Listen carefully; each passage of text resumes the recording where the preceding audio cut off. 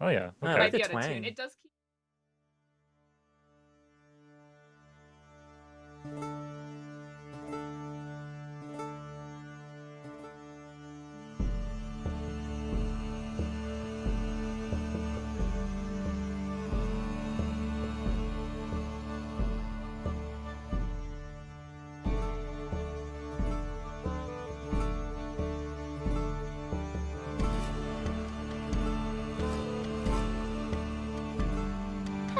Hello, welcome back. Today we are discussing episode 52 of the Play Dicely campaign, An Open Mind. We're starting off with a fight. We're deep underground in a prison. Ferrek Ironbender is currently choking, being suffocated by the wind.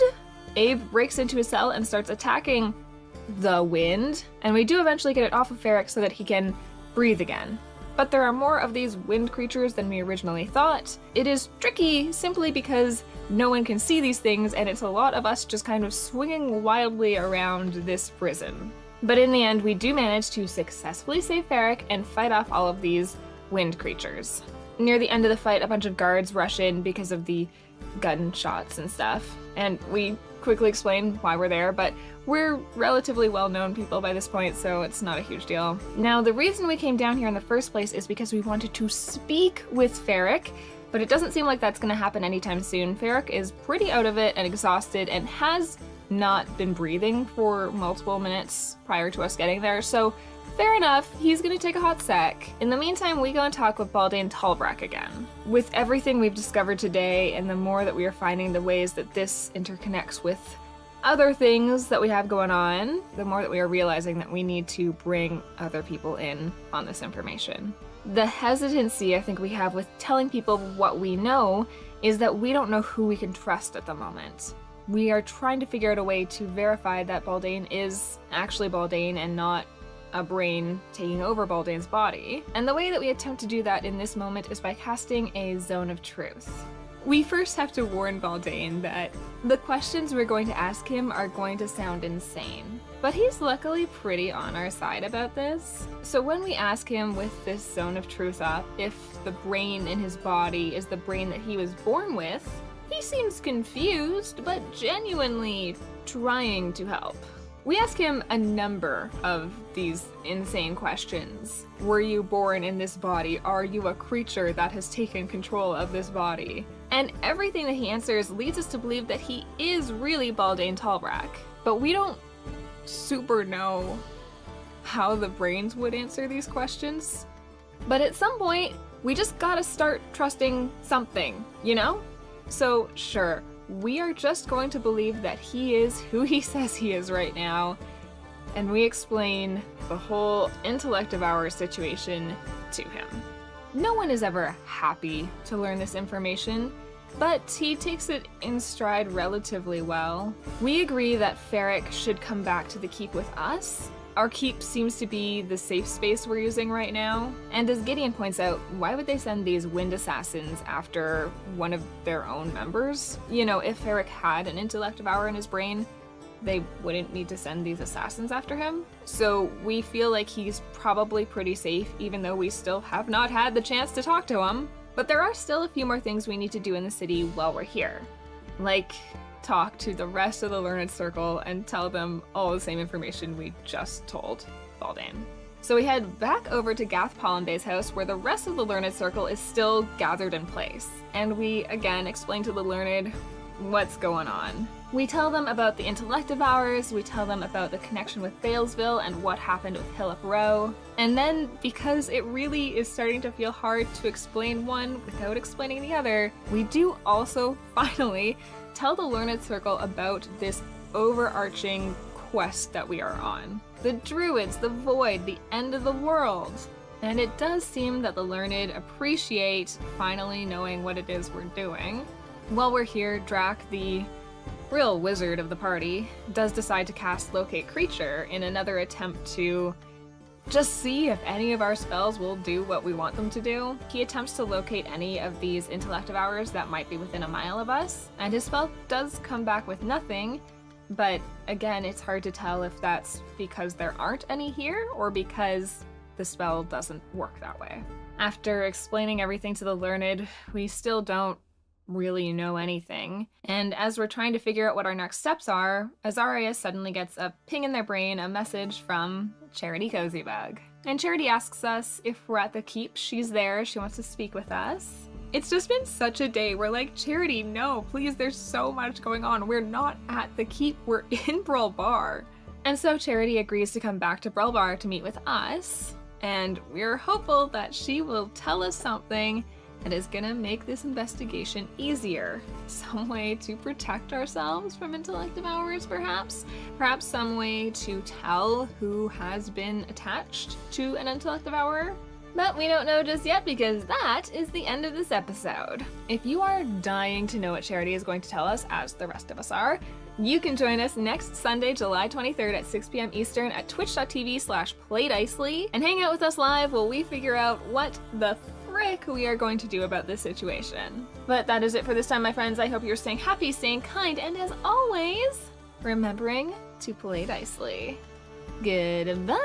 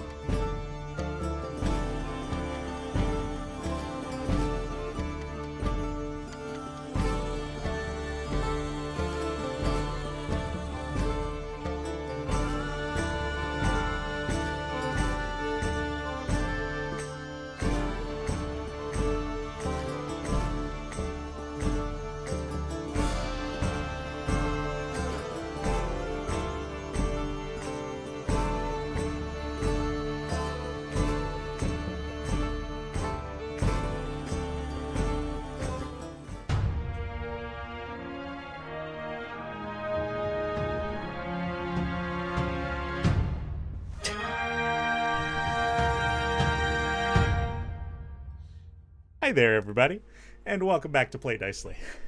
I just walked into frame, and clearly had nothing better going on, but we're streaming on YouTube for the first time.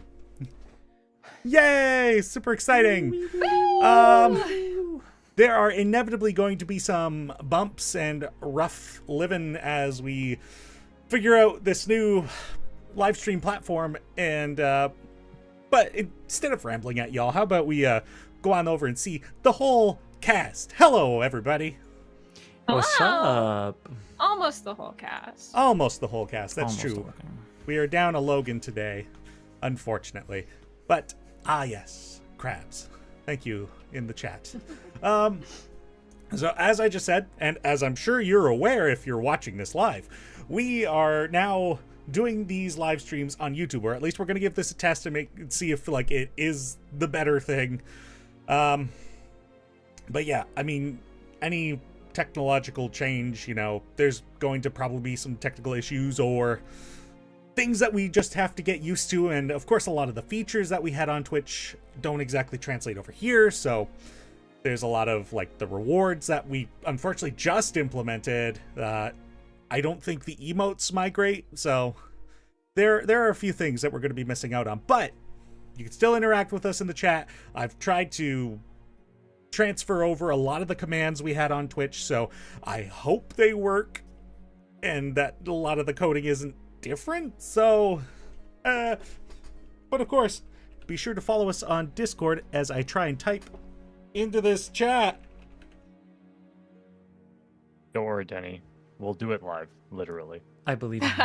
I don't think it worked. Doesn't appear to have. Ah, nice. Oh, love to see it. All right, well, things will be the way they is. All right, well, in any case, how's everybody doing? Good. Good. Sweet. Here to play some D&D. Yes, sir. And unfortunately, because this is a different platform, we won't be able to thank followers anymore, but I'll try and figure out how to make the subscribers appear so we can thank them. But that being said, to our beloved followers on Twitch, I do know the fact that we had Eindridge and Brewing Chaos D&D follow us on Twitch. Thank you for doing that. If you could come over here, that would be superb. just make a little hop. Go to youtube.com. And Ryan, I'm going to throw you on the spot because I definitely didn't ask you beforehand. No, you didn't. But that's okay. So, last week, we discovered that pouring milk into a bowl first, before pouring cereal into it, is problematic. But I've discovered something far Toxic worse. Something far, far worse. What if you pour milk into the plastic bag that's in the cereal box and then keep the box in the fridge? Now that is next level messed up. You know what else is next level messed up? Not using Tim Tabletop's music. That's pretty messed up because his music's pretty great. So go check out Timmy Tabletop's music on tabletopaudio.com and go get yourself some spicy tabletop RPG music and audio. Have fun. You okay, Anthony? Oh, that one worked. It's doing commands. Oh! Yeah! I don't think it posted the link, though. That might be what was wrong. I don't think it posts links. I'm sorry, Kulai. Wow. Hey, that's okay. Go to our About page on Play Dicely YouTube channel, and the links are there. Are they? Uh-oh. Yep. Okay. Well, I'll take your word for it, Anthony. Hey, the Discord one works because I just tested it. Wait, but it didn't appear in the chat. Oh, the No. link in the About page. The link in the About page. Yeah, gotcha. Okay. So That's what I meant. that makes sense. I was like, I don't think I put Tabletop Audio's link in our About section. Oh, this... You got your Threads link in here? You're like, Oh, thank It's you, Dallas, happening. for bringing that up. Yeah, we're on Threads now because Twitter is a fire pit. yeah. Not that Threads is really any better, but the further I can get away from Musk, the better. So go follow us on Threads. Yeah, you you don't can wanna check smell out bad. all of the you check out all the threads. Suck. Gotta admit, like, all social media is just blech. I wish I didn't have to interact with any of it, but the sacrifices I must make to try and get you all to come watch some D&D. I feel like that. That being Sorry, said, we're posting threads on threads in the thread page. Right. Well- It needs a new name. Sorry, Doug. well, enough of talking about billionaires unless they're going to give us some funding. How's about we play some D&D? Yeah. Yes, let's.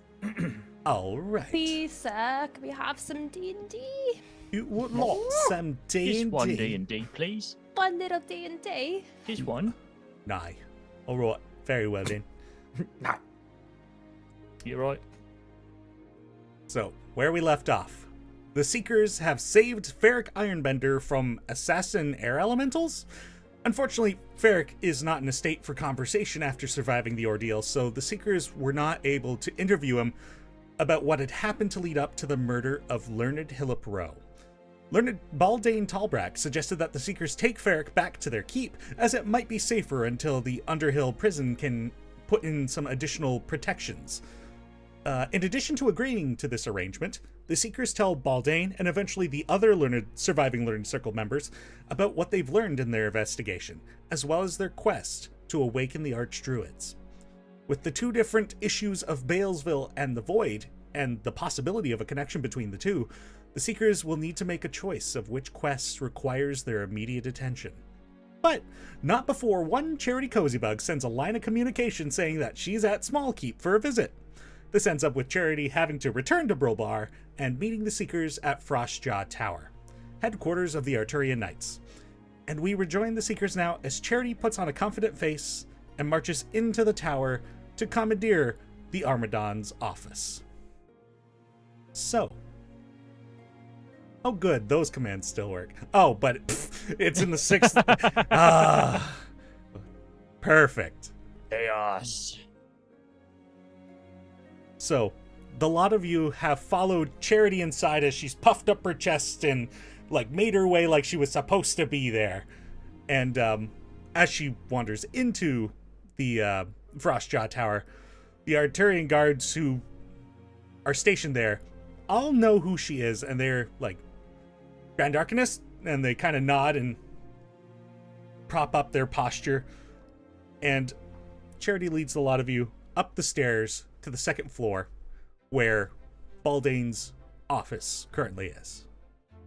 And upon reaching it, she raps on the door quickly, and from inside you hear, "Well, I'm not expecting any more meetings, so who is it?" And Charity opens the door gingerly, still trying to maintain her professional look, and stepping inside. "We need to host a meeting in here." Baldane replying, "Oh, Grand Arcanist, good to see you. Feel free, come in. Holy, we're going to have a lot of conversations today, aren't we there, Seekers? Well, everybody come in, close the door behind you." Why did we come here? This is all you guys. What was really Logan, I think, was like, Charity, come to Brulbar. And I was like, No, why? It's fine. I just love. We're like, hey, we're just gonna have a quick meeting. Could you get out? Actually, we'd love to chat here. I think everyone wanted to fill her in as soon as possible, so that's what's happening. So, perhaps we could expedite that conversation then? I think I'd actually really love all of us, in our own words, to kind of wrap up what's One happened in the by last one. 53 Yeah. episodes. So. We'll each give a sentence, Just really... One word by at a time. Yeah. We'll go around the circle. Yeah. We. Would. No. Come on, Anthony. You can't skip doubts like that. Yeah, we can explain to our fan. Blah, blah, blah, blah, blah, blah, blah. Brains. Blah, blah, God, blah. Charity, the brains. Blah, blah, blah. Was The getting this one to say. brains, Charity. The brains. Oh, gosh. So, a lot of you catch Charity up on the investigation, how you've uncovered these strange creatures called Intellect Devourers, how Hillipro was killed back in Brulbar and apparently implanted with one of these creatures, and how 4 Arturian guards were also compromised and were discovered dead in Frostjaw Tower. And And- how we don't know where the other brains are at the moment. Fantastic. It- To which, taking it all in, Charity then... Okay. Yes, okay, so things are definitely busy for you at the moment. Bad. Things are bad. I apologize for dropping in without any forewarning. This is the best possible time you could have been here, to be honest. Oh, Yeah. Because we really need your expertise. The city needs your expertise. well, I suppose that makes sense. All right, well, what is it that you need my help with in regards to this? I've not encountered these creatures myself, but perhaps I can offer some input. Well, that's not the answer we were looking for, unfortunately. Well, Well, can I You haven't even roll- asked a question yet. Can I roll an insight check on Charity saying that she's not encountered any of these brainy boys before? Yeah, go ahead. Alright. Incoming insight. Do I have First roll, let's perspiration? I don't. Alright, well. Got a Big roll. First roll. +1. Oh, the 18. That's a good one. Oh, it was on advantage. Rats. But that's fine. Your 18 was your first roll. You feel like that she's got, like, she might know something, but she's true in saying that she hasn't encountered this specific type of creature.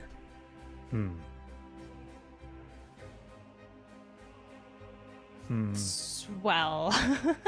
You ever Well, encountered then any head back to the keep, girl, because that's where we want to go too eventually. But Why this day were won't you at the end. keep? Charity, what do you need to speak to us about? Well, I would honestly prefer to kind of keep it between this group, if you don't mind. Sorry, Baldane. We all stare at Baldane. Armadon, do you mind stepping out for a moment? You leave your If it's office, pressing. please. Well, you're luckier with the Grand Arcanist, otherwise I wouldn't trust to leave you all in here, but things being what they are, it's a strange time. So, I'm going to be outside the door. Of course, when you leave, I'll come back in, if that's fine with you. Wonderful. Thank you, sir. You did ask nicely. And if you notice, I'm standing up and walking out the door, and out the door he goes. I like him. He's very sassy. He's very nice. He's very respected. Anyway, he's a character for sure. A lot of them are, though. Okay. Anyway, sorry. So, yes, I would have rather discuss this with you all at the keep. As she actually casts a spell and takes a look around the room, and then uncasts it. Okay, so I just wanted to ensure that this stays within the group of us, and I suppose this kind of pertains to the topic as well, but I haven't told a lot of people this in a long time, but a lot of you I feel comfortable with, and you remind me of people I've known, and I feel like I can trust you. And Elowyn's already aware. And Abe, I owe you an apology as well. Because I am not Charity Cozybuck. Due to an unfortunate magical mishap, I am Faye Apple Butter in the body of Charity Cozybuck. It is a bit of a sensitive subject, but I haven't let anyone know this, aside from Elowyn, and provided that, and she looks to Abe, that you are in fact the soul that I think you are. Our connection goes way back.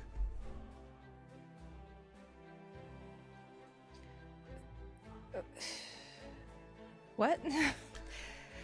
I know it's a lot to take in, which is why I wanted to have this conversation at the keep.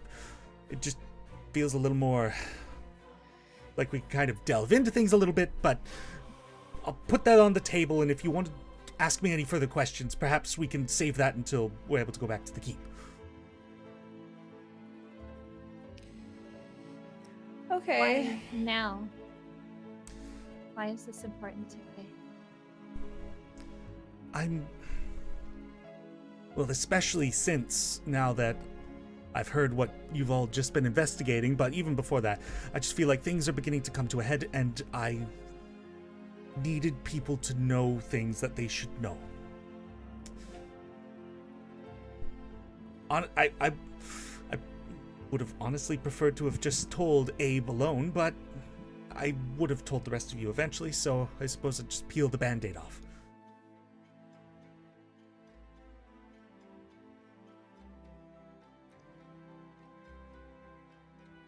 Drac Well, just somebody keeps say looking something. at Abe. Drac doesn't say anything. He just keeps looking over at Abe out of the corner of his eye to see if Abe is reacting in any way. How long have you been this way? What's it been? I think it's roughly 55 years at this point.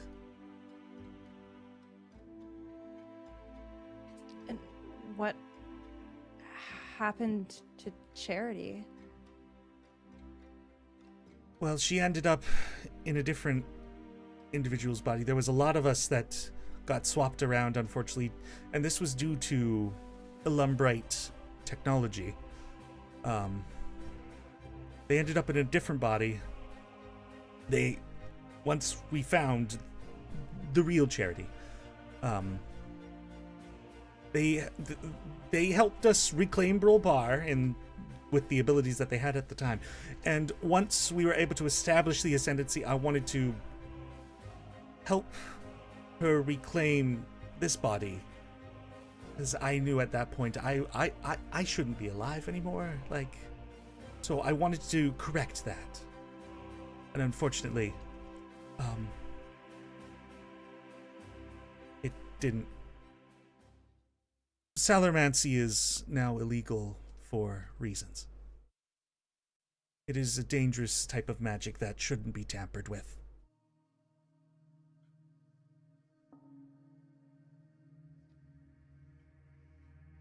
The body you showed me wasn't yours. No. The body. Do you know where your body is? Likely decomposed. Whoever ended up in my body died that day.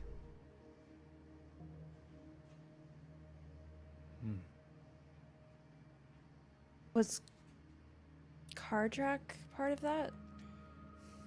He was. And I believe, based on what you've been reporting in, that you've pieced this together as well, but that is... whoever that is not the real Kardrak Mithril Coat. I got to know whoever that was for 5 years before we returned to the surface. It's this... Wait. Oh, my timeline. Charity, it has been a day, and I think it's only early afternoon, so you'll have to forgive me for being a little slower. Do you think you ever had met actual Kardrak? Oh, or did this absolutely. happen? No. Myself and Pascalis and Kardrak, we were all very close. Oh. And he was himself at the time of the desolation. He was a wonderful person. But it was this event that displaced him. I'll just look around at everyone. Do you think it's that Menon person? Yeah. Could be. Is that a name you know, Charity? A Manon. No. Do you have... What do you know about this individual? Gnomish? Gnomish wizard. Likely responsible for causing the crystal to leave Alumbria and come to this plane.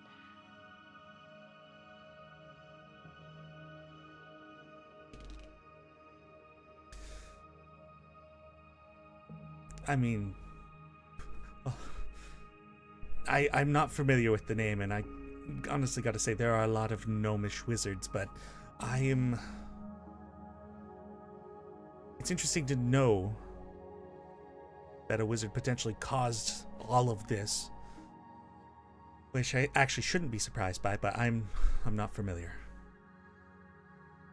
Do I believe her?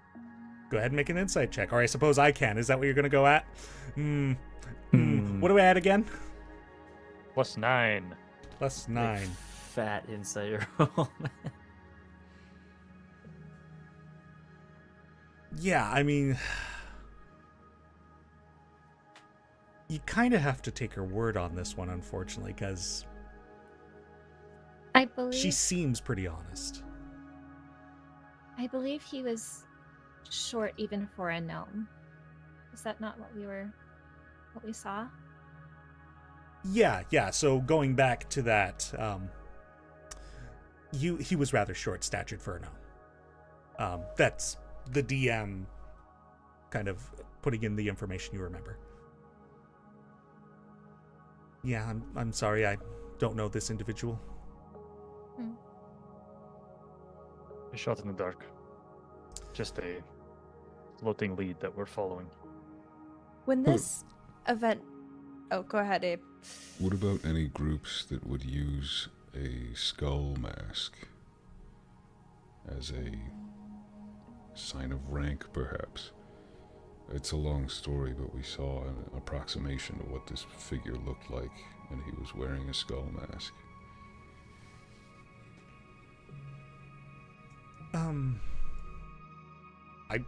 Interesting style choice. I mean, it sounds quite flavorful of the necromantic, but I don't know anybody who would identify that way.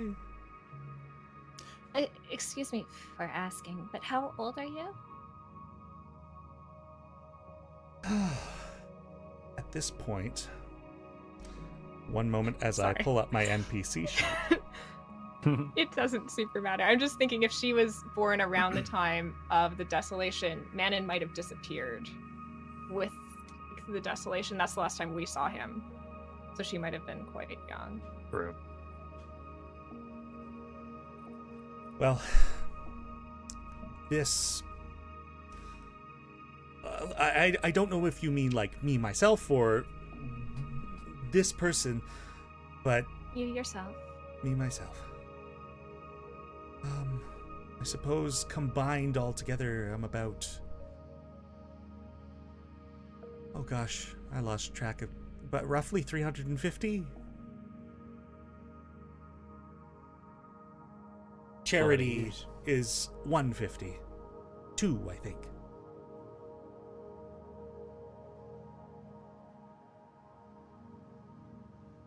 But I do apologize. I would rather not discuss this any further until we return to the keep, because I just can't be...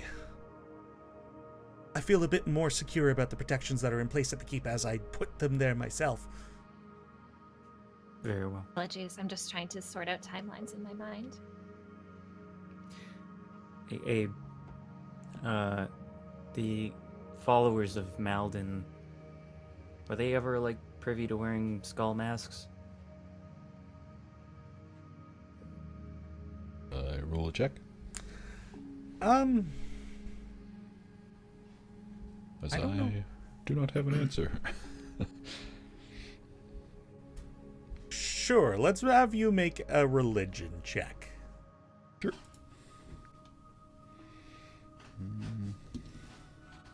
15. 15.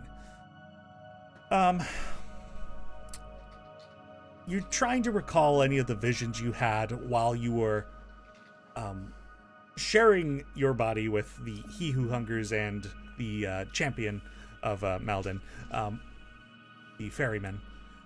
But like trying to scrape through those memories and see if you could recognize any individuals. They seemed quite humble in their dress. It's not like they ever had like a specific dress code or anything as such. It was whatever was befit of warriors. So like some people very well might have worn skulls, but that would mostly be a choice on the individual's part to maybe denote like the kill of a powerful creature or something along those lines. I regurgitate. I accept. Oh, wonderful. Interesting. Yeah, the internal challenger person slept in a rock skull bed. It's not wearing Doesn't it. sound very comfortable. Could use some mattress, maybe. Maybe it might have feathers. other shit in it too. Well, Charity, should we then return to the keep, or friends, do we need to do other things in the city? I have something to pick up, but I feel like it can wait with everything going on. I would love to go back to the keep. I could come back afterwards. Got the I- learn it on it though. That's good. So That is good.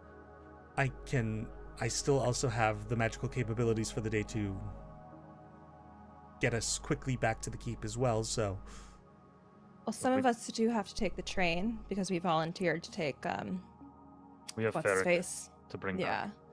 they're gonna get a train just for us, but I think it seems like we're probably gonna be splitting up anyways. I'm fine to go with Ferrek, because if he wakes up, I can tend to any wounds he may have lingering. all right. I'll have a Ferrek as well.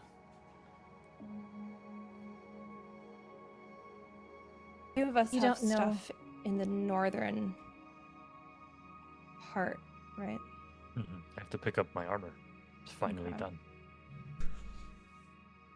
Go ahead, Elowyn.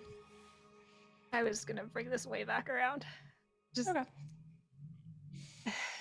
Hey, you don't know anything? Any sort of way to protect ourselves from these types of creatures? The whole city here that I am worried about.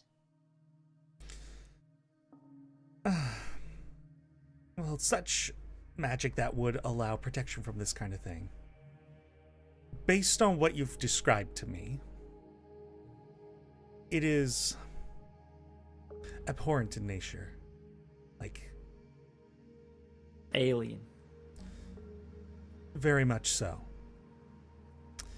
And I believe I have encountered not this type of creature that you're describing, but I feel like maybe something tangentially similar, which is not great news either. But It never is. no. This might be more something that can be helped through divine magics more so than arcane. But I believe there are something like this, that something might replace somebody's brain. I think there are protections from this kind of, I'll say it, evil. This parasitic nature. So I can't be certain that it'll work, but if you can have wards to protect you from the forces of evil, or charms, or any magic items that might help protect one's mental state or cavity, I think that would give you the best chance. Do I in-game know what the charms my bracelet are?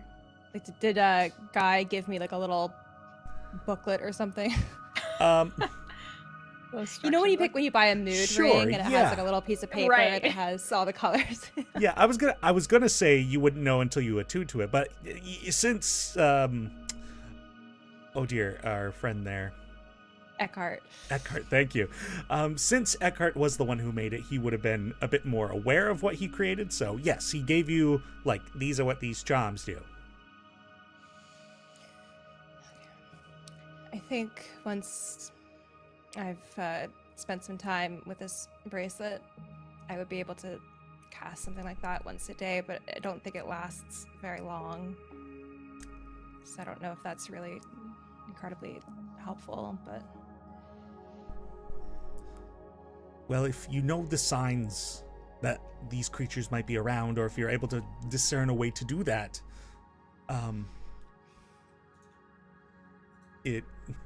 if you can get it off quick enough, that might be enough. I've already tried to locate it, but my area is very small compared to this city, so... Yeah, that's fair. But not a bad idea. That might help. The problem is it's quite a powerful spell, so it drains a lot from me when I try to do it. Well, considering that how useful that kind of magic would be, that does make sense that it would take a lot of energies. Well, no offense, Charity, but or Faye, sorry. Unfortunately, this doesn't feel like it helped me very much.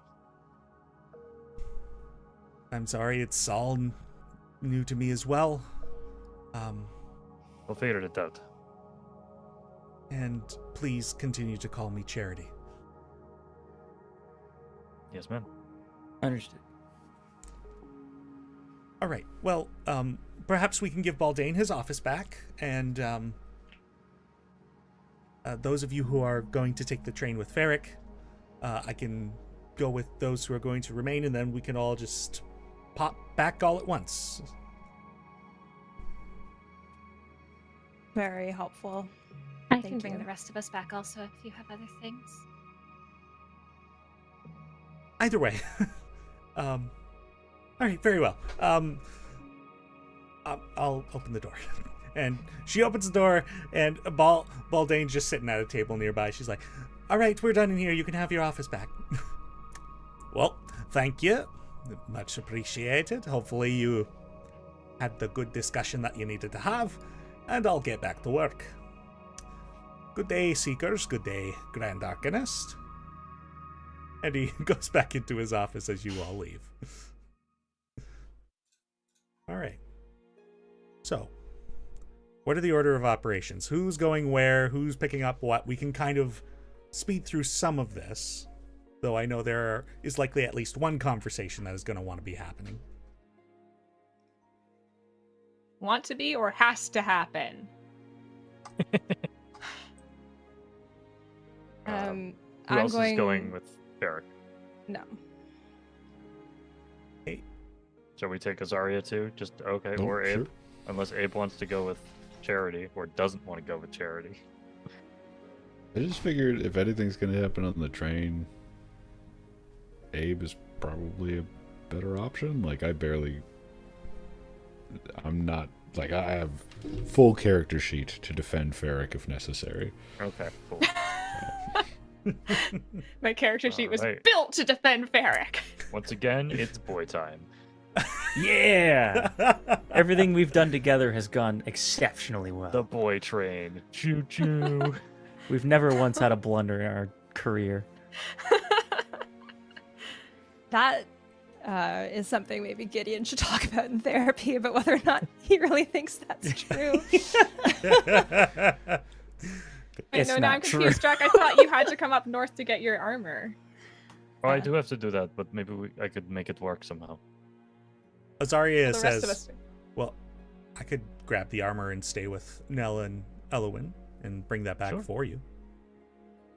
That would be great, my friend. Thank you. Of course. It's already paid for, so just drop my name and I'm sure Olzi will happily hand it over. Olzi? I think it was Olzi. Bullseye. Yeah. Yeah, all right. Sounds good.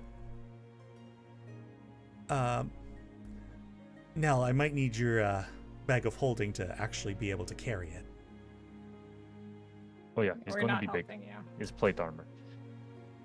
Yeah, we can throw that in the bag for sure. No problemo. Big thumbs up from Azaria, big thumbs up from Grobo. Yeah. I can't give it to you because I think I'm also going to need it for what I'm doing to put Nivara's stuff into it, so That makes sense. All right. we can just kind of go bop, bop, bop. And... All right. So you guys have a plan in place. The Arturia Knights have given you a cart, which Ferrek is currently resting in, still unconscious, and also manacled.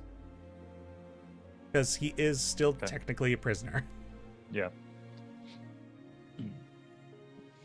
So, Should we stay in contact, friends, while we're apart, or if anything happens, I can always send a message. I could do a telepathic bond, but who knows for how long. And it's my last die of the day. You hold on to your energy, Elowyn. I think we'll be fine.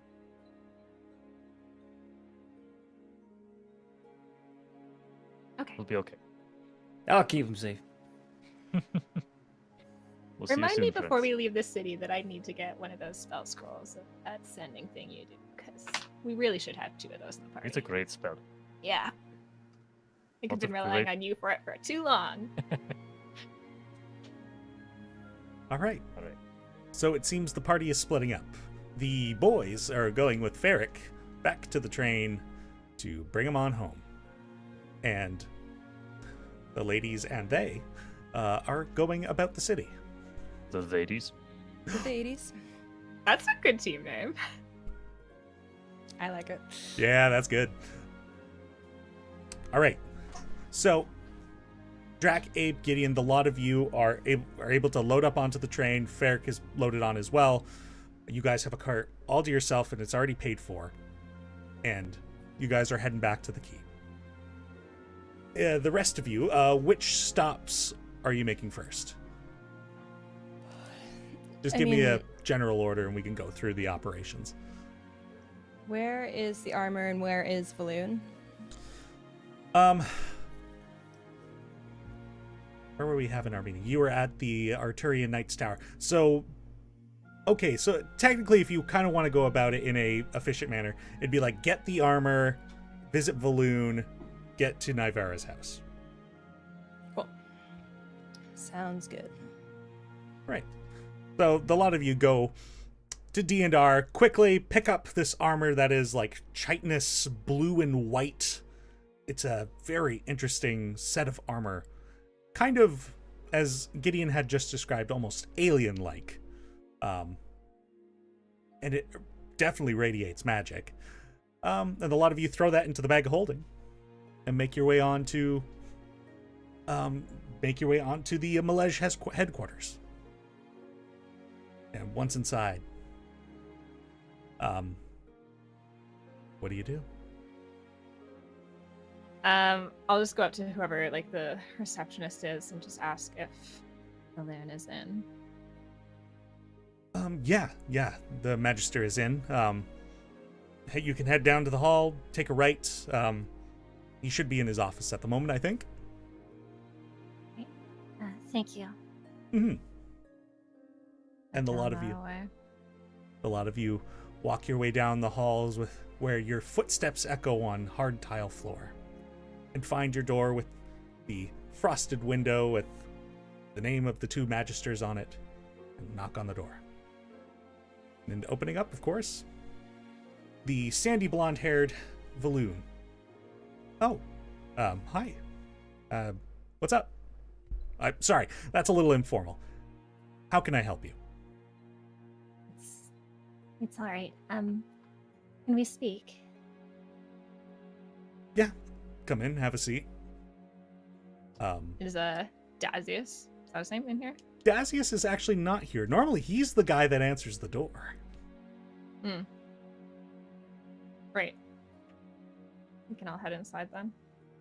Yep.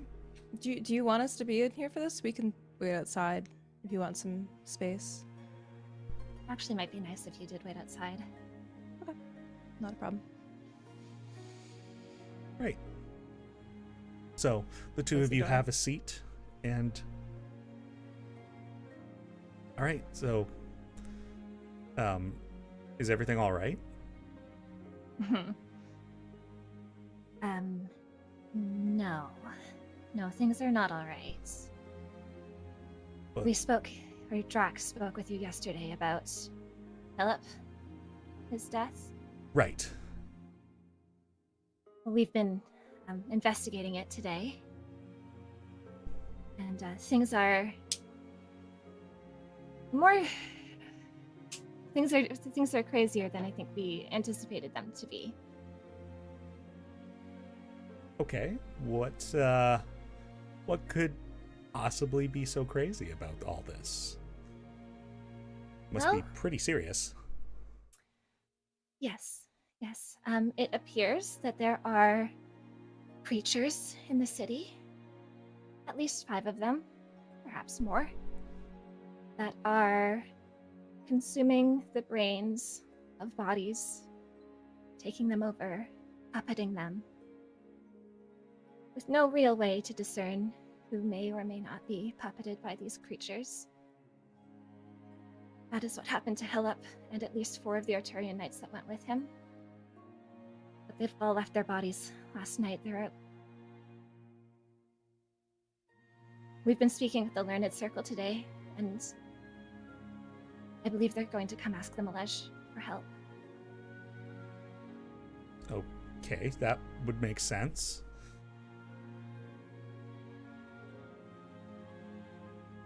Oh, God, Elowyn, I don't have any right to ask you this. Please, would you come back to the keep with us? We have Ferrek there. We have a few others. We're keeping people safe there.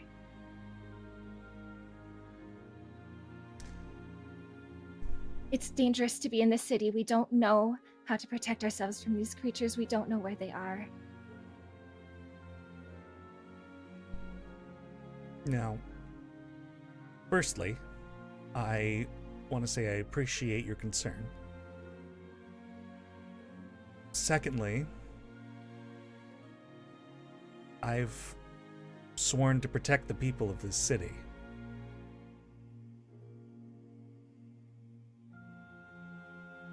I understand.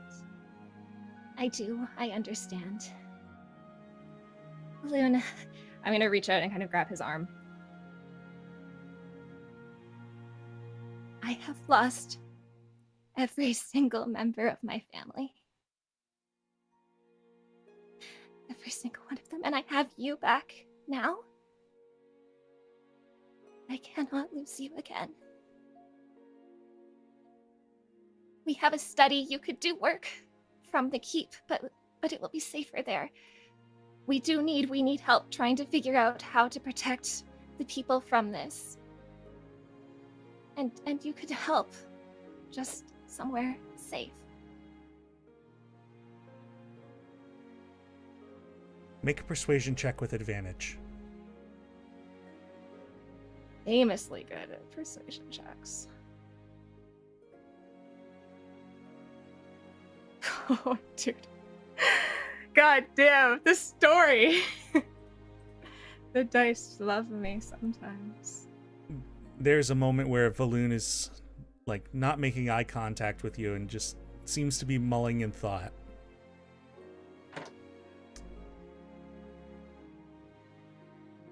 All right, well, I might be able to still perform my duties, but also come back to the keep.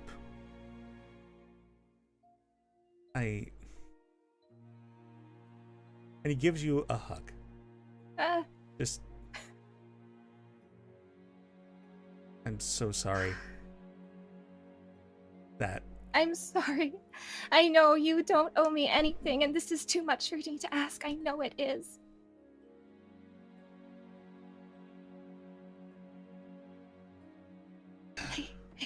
I do. I need you to do this for me, please.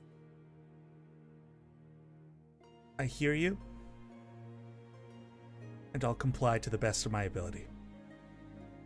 I will speak with the authoress and see if I can figure out a way to arrange. And you said you were protecting people at the keep as well, so that definitely helps. To have an official member of the Malesh there offering protection in an uncertain, dangerous situation would absolutely make sense. So I should probably wait until the authoress is told through official channels. But once I'm made aware of that, I will speak with him and I will see about getting placed out into the keep.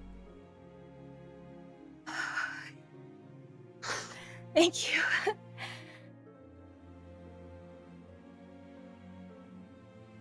Of course.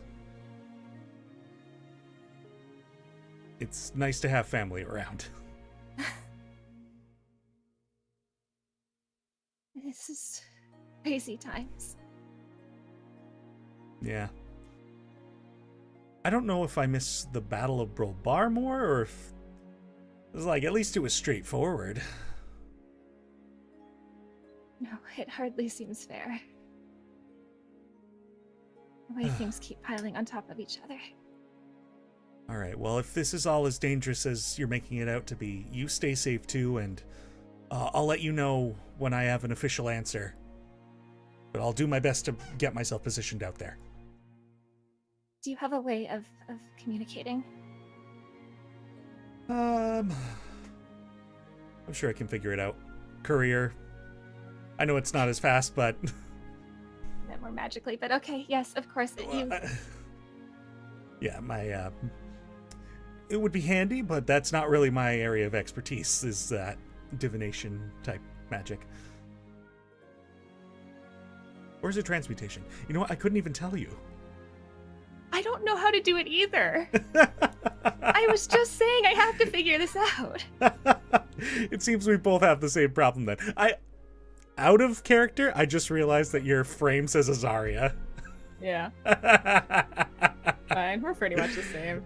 See, these are the bumps I'm talking about, people. Switching over to YouTube. Ole. Alright, well, yeah. I'll send a letter or something, and I'll let you know. Please, and stay safe until then. Like we said, we have no idea of Well, also- anything, really, it feels like. I suppose I should also try and get a hold of my mother. They'll let her know maybe not to come. I'm sure you wouldn't want her at the keep. When is she coming? Around the end of this month.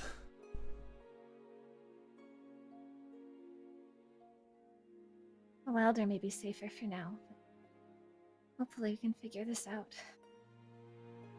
At least have some way of protecting people by then. All right, I'll let her know that we'll have to postpone her visit. Okay. Well, thank you for stopping by, and I'm sure Dazius will be able to handle things here in the city. Seems pretty capable. Sure, let's go with that. All right. Well, is there anything more you need? Like, No, you've done more than enough. my busy life, always busy. All right. Thank you again for stopping you. by. And you'll hear from me soon. As he stands up and opens the door. And hopefully the services of the Malesh have been very useful to you today. Of course, as they always are.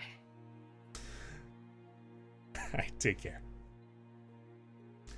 And he shuts the door behind you and gets back to his work. Okay. That freaking crit. Nice. Beautifully They done. love me. Performance Wonderful. was rewarded.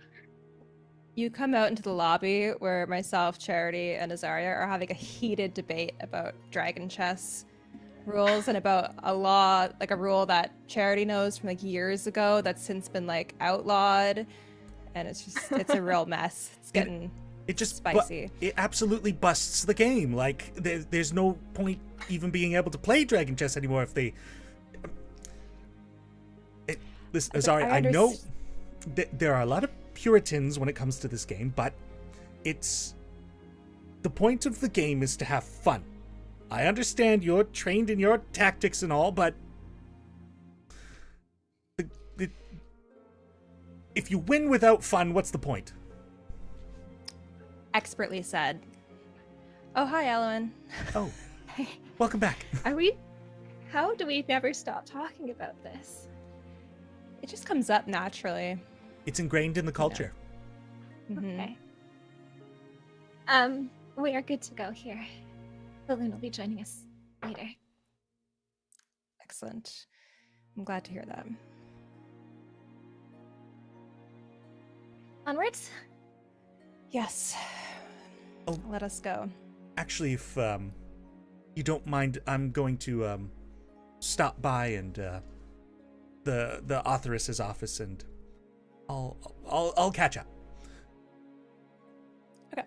So, Charity remains behind at the Malej headquarters, and the three of you, Nell, Elowyn, and Azaria, make your way over to Nivara's, where there are once again guards kind of around this gated home, but the individuals at the gates are like, we've been aware of your we've been sent word of your arrival, so please head inside and collect Miss Nivara's things, and we will lock the doors behind you on your way out.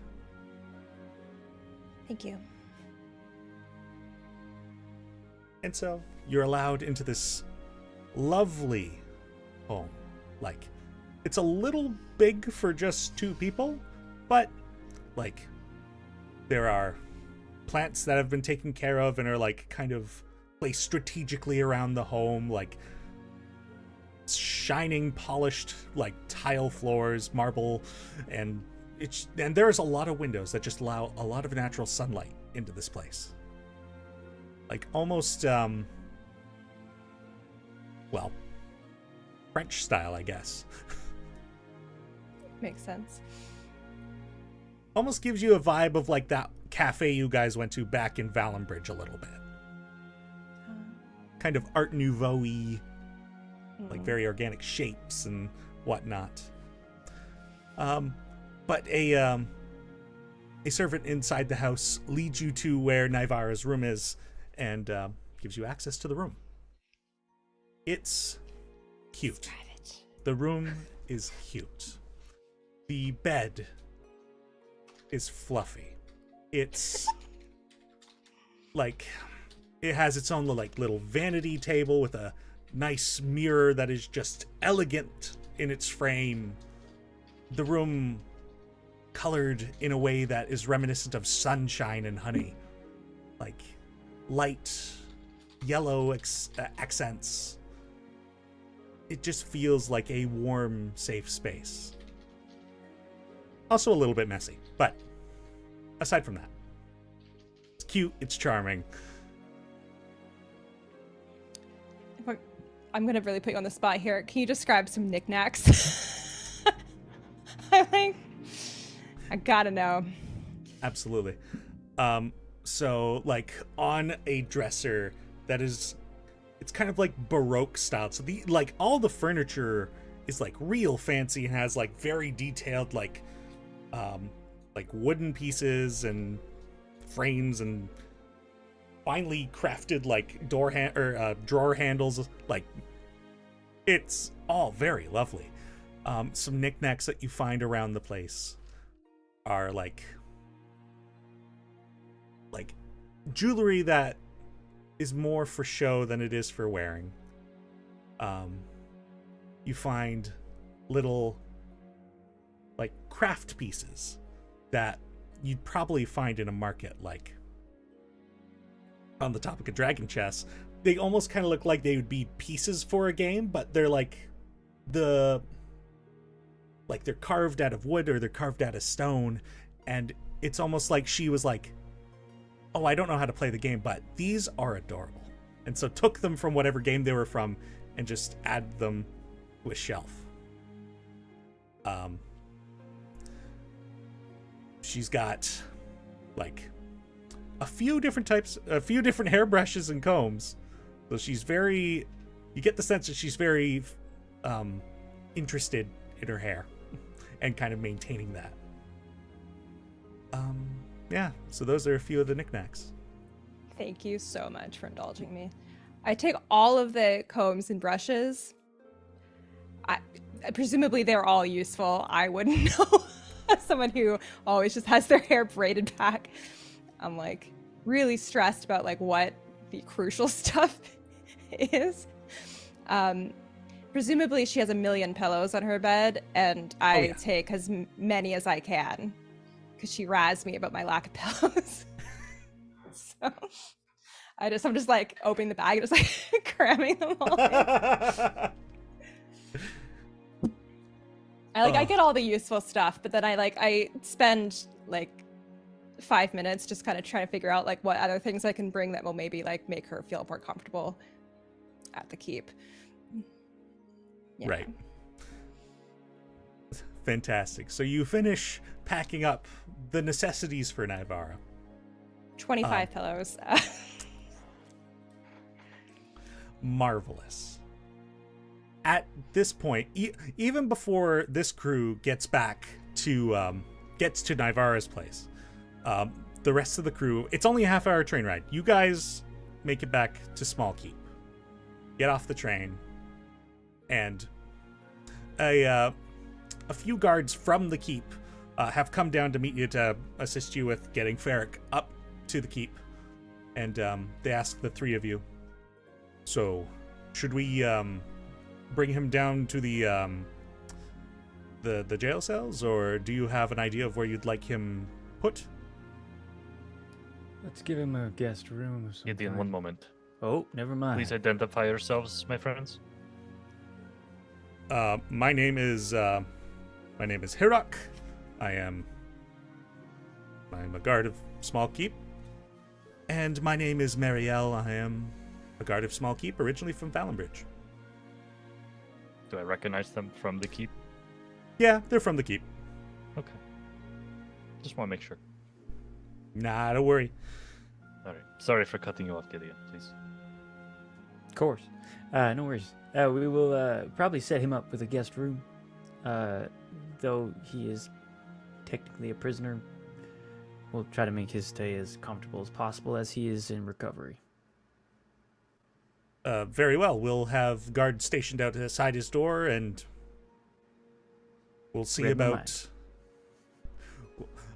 I believe we have a medic on staff, so we can get one of the Aarakocra twins to administer aid to him.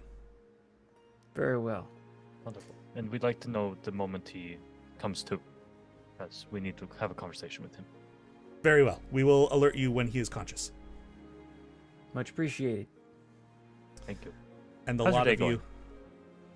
going? Oh, I mean, my day's fine. This is honestly probably the most exciting thing that's happened today. Thanks for asking. Great. You're welcome. They like turn to the other guard and like they like whisper, but your perception, you're able to hear it. There's like, these guys are like really humble. Like,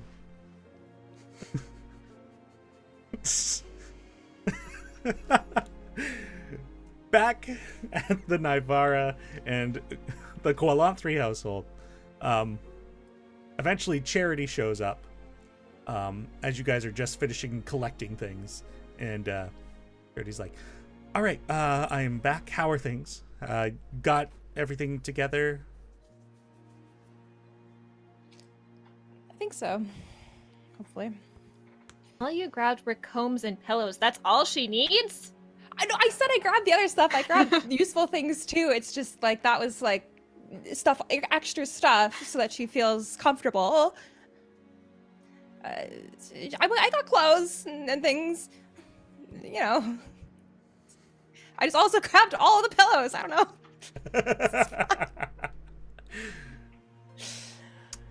Well, I mean, I'm sure if there's anything else she needs, you'd probably be able to get permission to come back and pick it up, but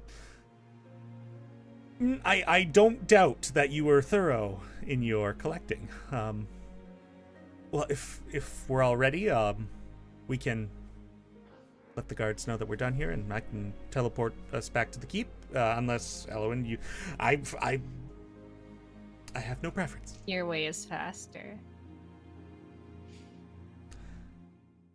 All right, I'll do it. So the three of you, or the four of you, make your way out of the house and let the guards know that you've concluded your business there.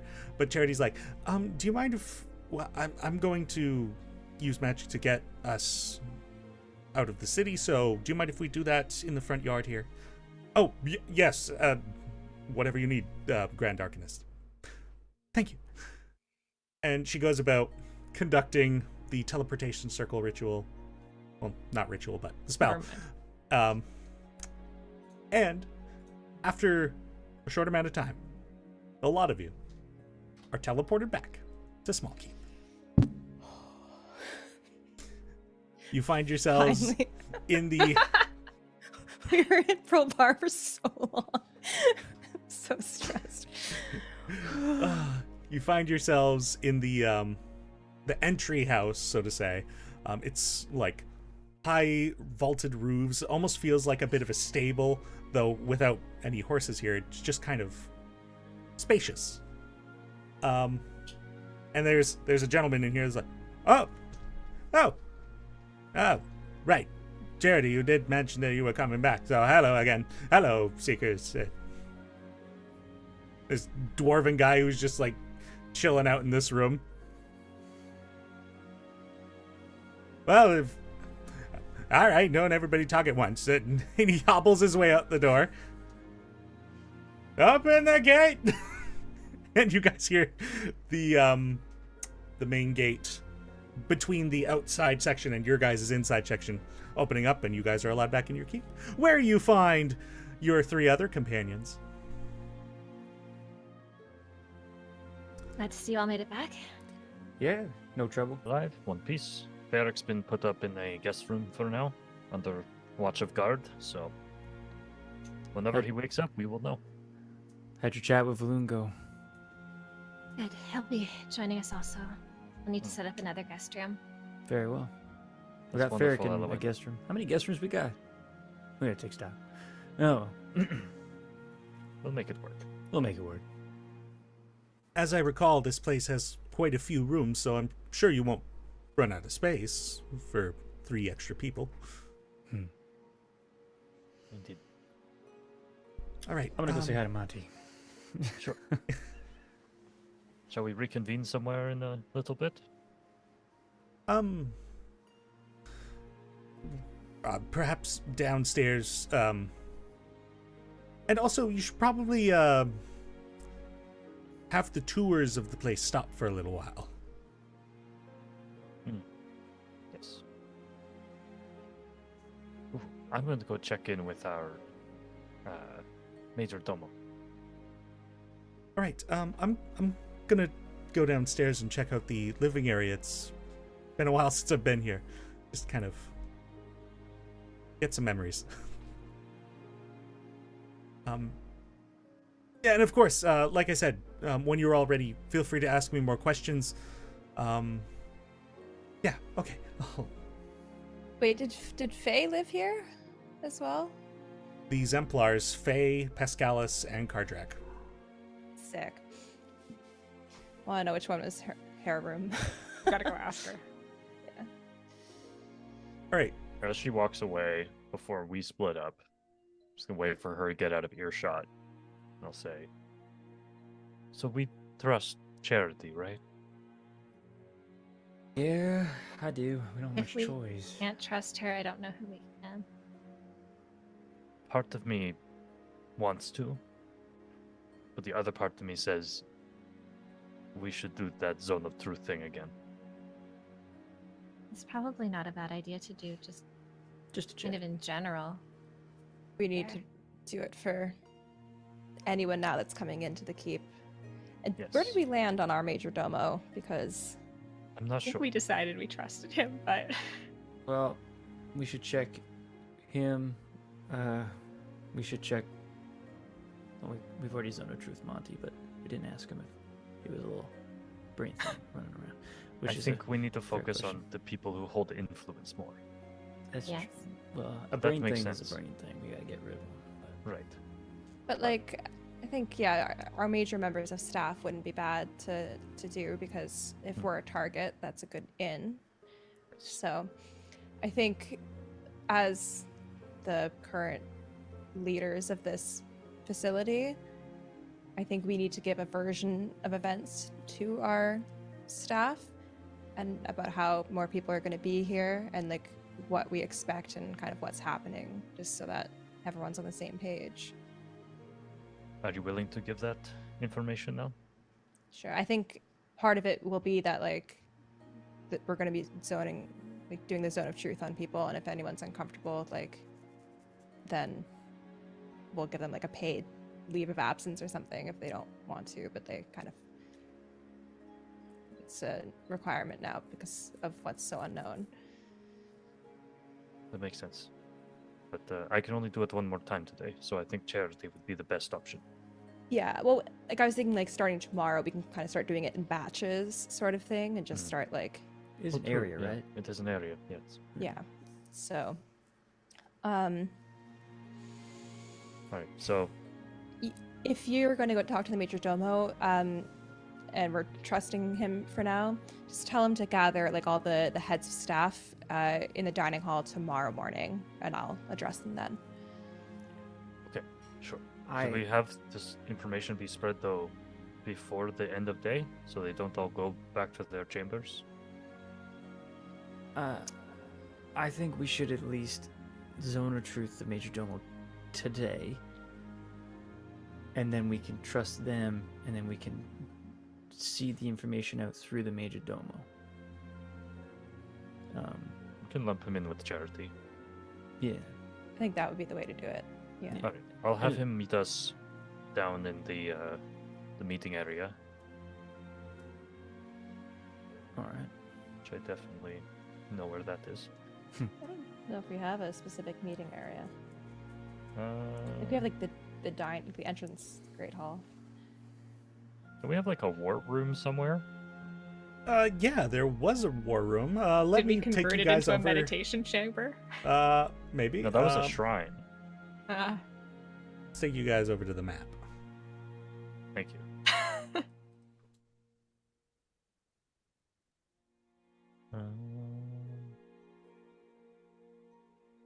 We have like the library and study area, which would be fine as well.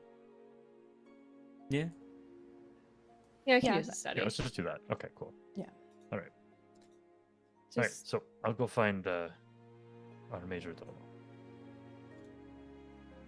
All right. Yeah, it doesn't take you long going about the keep to find Mechalek, and I suppose you let him know to meet downstairs for a meeting with the group. Gideon, you head out and say hi to Monty. Say hi to Monty. Basically, give him a big bro hug. Give him the like, how you doing? You okay? Still alive, my guy? Awesome. Glad you're doing well. Hope the position's treating you well, sort of deal. I go say hi to my horse. Go say hi to Hildy because it's been a while. And I'm like, hey, how you doing? Is Monty treating you alright? That's not even a question. You Yeah, give of course, Hildy a treating bro me hug alright. too?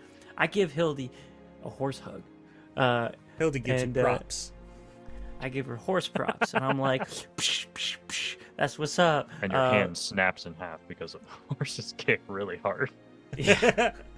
No, there's a brief, lovely discussion about how Hildy's earned her rest, and hopefully this is like a little vacation, and hopefully the beginning of a wonderful early retirement for her. Because, well, not early retirement. She's pretty old. She's earned her retirement. And Monty is a wonderful carer of horses. So she's got the Ritz sort of deal. And if she's needed, I'll come back for her. But I'm just glad she's safe. We can teleport places now. So like we're doing great. But in terms of if we're gonna be going into like a swamp and shit, like I don't want to take the horse. Like she's gonna be stuck in there and shit. I just basically am forecasting everything that's coming to us, to her. Like I'm talking with like my oldest friend basically. Like end of the day, like Monty disappeared for many years in Gideon's life, and he thought he was dead. He was like his childhood bestie, but like Hildy's been there since the event, and that relationship has basically been Gideon talks to Hildy and sort of spills his troubles, and then gives her a big hug for listening, and kind of does everything he can to care for her while he's present. Yeah, and I mean, like, when you first approach Hildy, too, like, Hildy's clearly, like, is totally enjoying the slow pace that things have finally gotten to, but is, like, super jazzed, like, when you come down and visit her. Yeah. So she's just, like, at the fence, I want the pets, as you, like, just regale her with all this information. Yeah. I will be in there for, like, 30 minutes, just regaling Hildy with the tales of what we've been up to. And the shit that, luckily, she has not had to experience. being like, we were up at a snowy mountain. You would not believe it. Shit, like he's regaling. Yeah. All right. Are there anything else that anybody wants to do before you have this meeting in the basement? I'm gonna go check in with Naivara. Yep, she seems to have been set up with a guest room as well, and is... Well, you don't find her there. She's just wandering the halls. It's just like She poking her head. Baru with her, or like someone. She's just wandering around by herself. Baru is outside as you guys get in there, and Baru's like, Baru, what the fuck? You're supposed to be watching over her. Baru stands up and goes towards the doors, and is like, all sides of Baru just like brushing against the frame of the doors. Yeah, I guess that makes sense. Okay, you did a good job getting her here. Thank you. Since Baru's now inside, they're just like, they curl up in the like entry hall, and they look at you like, all right, well, I'm here now. Honestly, I love that for you. Be polite to the staff members. If you sense anything off, please tell me. Maybe this frickin' fade dog can sniff. Honestly? That would be I think like we a need to pursue that. like a cancer sniffing dog, you know? That would be really helpful. And The hawk knew something was up. That's so true. Okay. That's a regular ass hawk. Yeah, that's a magical. that's a regular ass hawk. My favorite bird is an ass hawk. Because Baru can understand me, right? Like, we can communicate. So I will fill in Baru on what's happening, and that if they smell anyone that maybe smells evil or wrong, to let me know. Baru kind of gives you this cockeyed look that almost says like, you think I wasn't going to do that already? But then also bows their head. Thank you very much. Do you eat, or are you just more kind of spectral? Would you like anything? Their body language kind of reads like, it's more for fun. I don't require it, but hey, Okay. I could. All right, I'll get you a I would treat. love for you to physically describe to me what that body language looks like.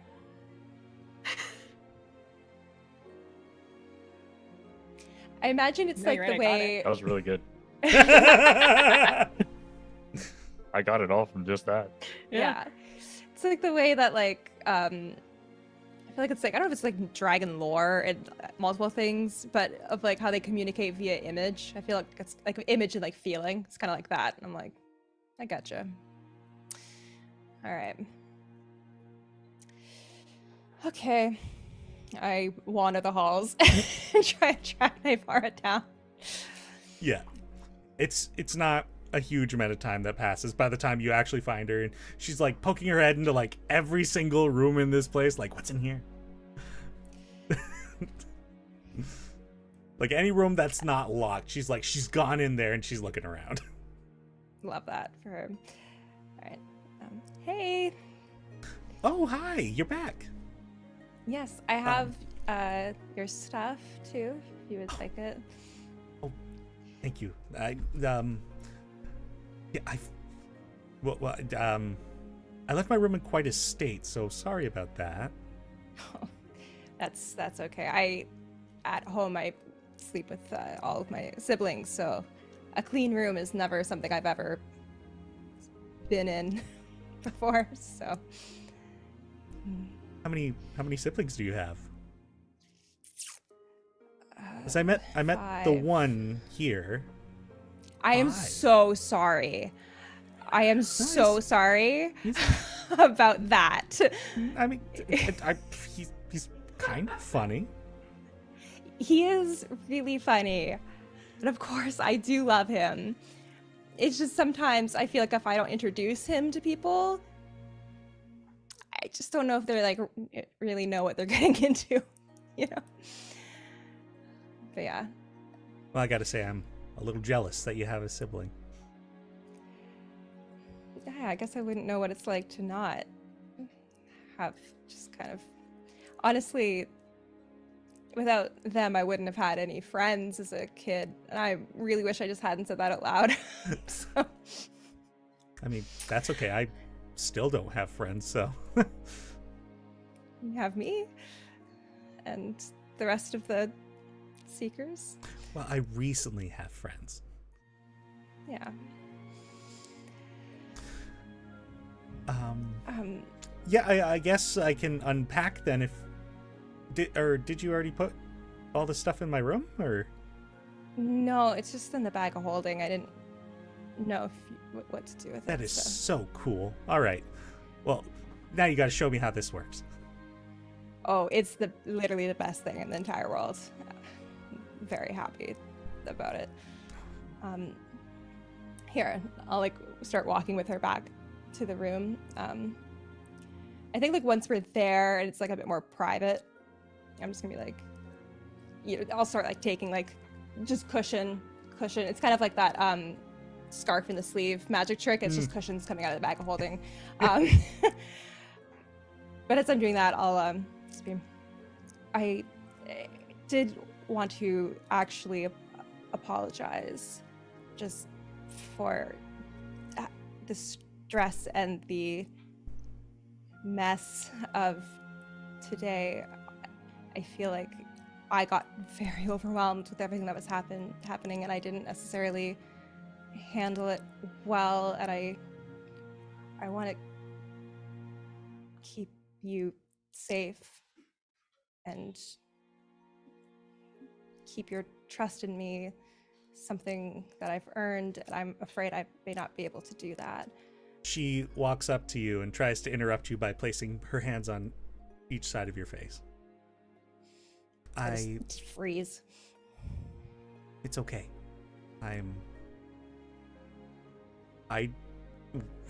Well, as you know, I panicked too. I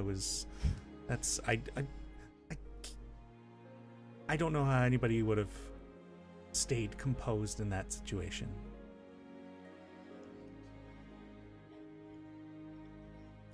Don't be too hard on yourself, and also take care of yourself. You don't have to baby me. I'm capable. Oh, I know that wasn't my intention. I know. Either. But you are right. That is not a skill of mine at all, really. To reverse it, to do it to myself. To be selfish a little bit? Yeah. It's okay sometimes.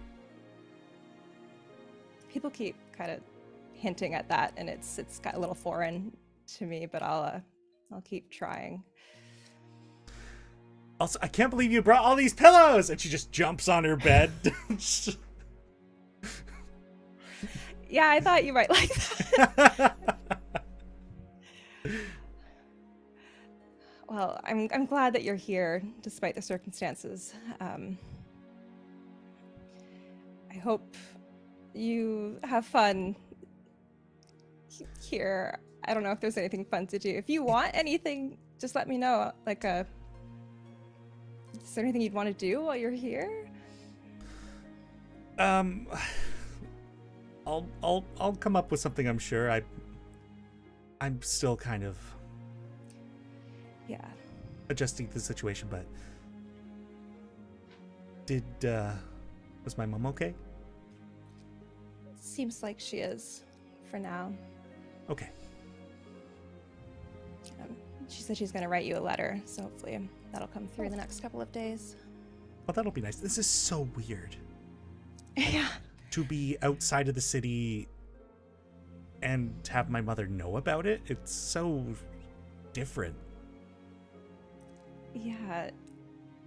It was, I was really uncool, I think, when your mom brought this up, so I don't think she thought anything, but anyway, it's beside the point. But well, the two of you continue your catching up and unpacking of her effects, and eventually she's like, I'm gonna take a nap, so I'll come and find you after, I guess. Sounds good. We'll be downstairs hanging out with Charity, so. Oh, okay. Yeah, I haven't seen her in so long. Yeah, I'll wake me up if she's gonna leave before I'm awake. Okay, will do. And so at this point, I assume, unless there's any other conversations that want to happen, everybody heads on downstairs.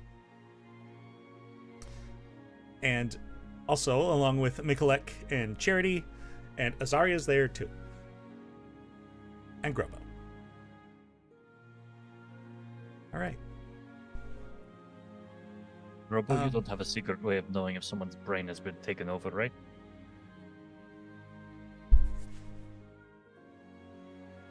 You let us know, okay? Maybe?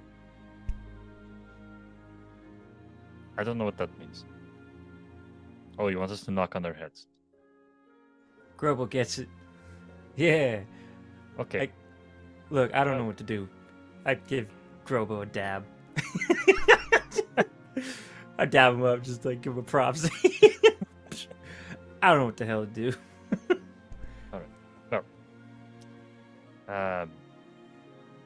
Before we do anything else, Charity, what was it like to be back in your old stomping grounds? I don't know what you're talking about. I've been here a couple of times, but I mean, it's like I remember it being. And she looks over to Mikolek. Right. Well, suppose actually. All right. So, just to make sure that everyone is copacetic with how we're doing things here, Mikolek, we just want to make sure, given what is happening in the city, there's some strange things. We just need to verify that you are who you say you are again. I know we've already hired you, but just as a precaution. I've got no issues with that. Let me know what I have to do. I'm going to cast a spell. It will force someone to speak the truth while you're within a certain radius of me, and we just ask that you succumb to it willingly, and we'll ask some questions. All right. All right. Charity, do you agree to this? We'll do I do. Mikolek first, and once Mikolek is done, we'll send him out of the room. All right, that sounds great. Drac will hold his holy symbol, and a little gust of icy mist will float out from him, creating a zone of truth. You get the sense that as that zone of truth kind of disperses, you get a read on Mikolek that's like a panic sensation. Like, he's like, oh, is that the magic? What do I do? And then, can I have you make an insight check?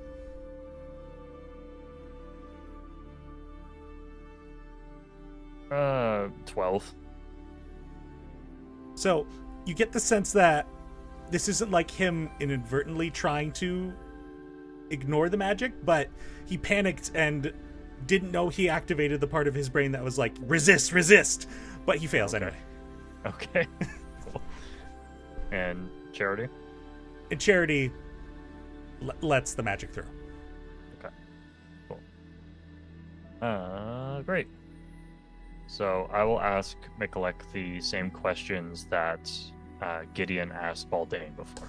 Right. So he answers like, this is the body he was born in. As far as he is aware, the brain that is inside his head is the brain that he was born with. What were the other questions? Those are the main two, I think. It was like if the body, like if this is the brain that the body was born with. Yeah, and he confirms that there is no Your additional flesh brain or different brain that occupies this body. Your meat jacket, whatever you want to call it, all right? The meat jacket fits. All right. Please never say that word again. Yeah, actually, the moment it came out of my mouth, I was like, ooh. It's It doesn't really feel gross. This is a Nicolette. gross situation. I don't know how to describe it. You know what? Fair enough. Fair enough. Nicolette, thank you so much. I'm sorry that we had to do this again, but I think this will be the last time, hopefully. That's all right. Whatever. It, happy to be here. Just, yeah, let me know if you need anything. We're happy to have you. Go take some rest, Melwarak. And he heads back on to the main floor. And you're left with Charity. Charity. I think these questions may not reveal what we hope, given your whole situation, but maybe. Is the brain currently within your head the one that was existing in your body when you were born?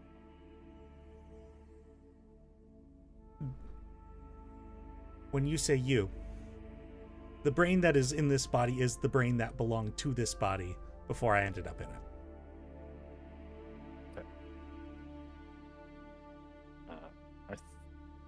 The other question I don't think is relevant if I have the answer I want to that one, so. How do we feel, friends? It's fine. Best we got for now. Alright. Just the one question. Before I drop it, I'll just say, do you think that's a good way to figure out if someone's been brain taken? Well, I don't think it's an awful idea. I don't know if it's foolproof per se, but I think it's definitely a place to start. Until we find better ways of determining. I think it's the best you got at the moment. Alright. The mist dissipates. Right. So, yes. So I've already told a lot of you about the situation I'm in. And again, Abe, I just wanted to offer an apology for having kept that from you so long. He puts his hand up as like a, she can stop talking. There's no need to apologize. It was... You don't owe me anything.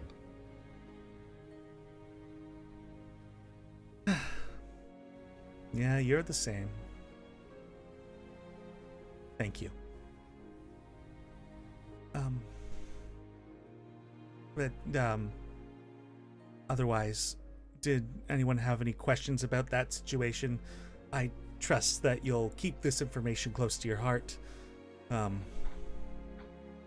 Look at Drac. I just Why you immediately look at throwing me? Charity under the bus with Mikulek.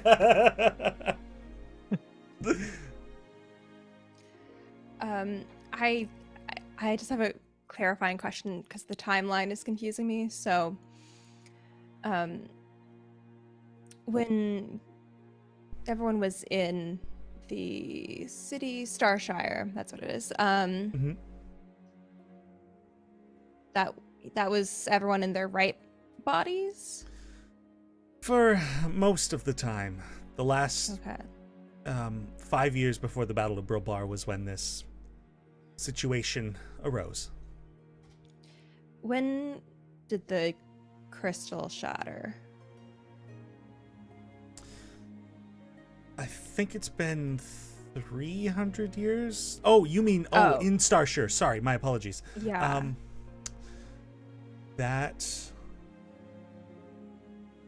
Well, I mean, that pretty much escalated into the situation that was the Battle of Brulbar. It was a couple of months before that battle that the crystal shattered. But after the body swapping. Yes, again, 5 years Okay. after the body swapping. Okay.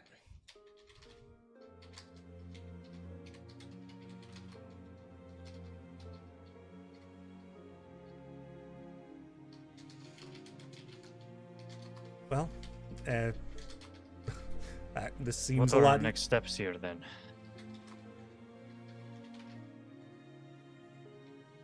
Maybe Nell, you focus on that bracelet for a little bit. And... Yes. I can do that now. Oh, can I see the armor? Oh, yeah. I pull it out of the bag of holding. In between the plates, there's a pillow stuck in there.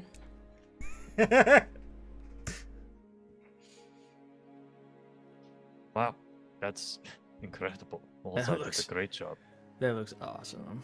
It is a pretty sick suit of armor.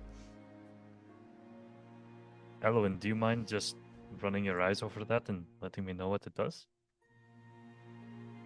We have time. Yeah.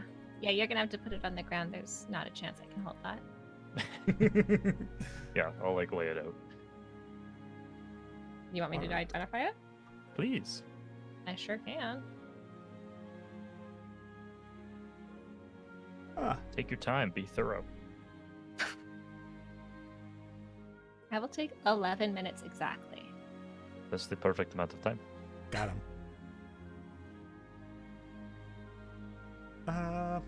I apparently forgot to make it on roll 20, but essentially, what this armor is.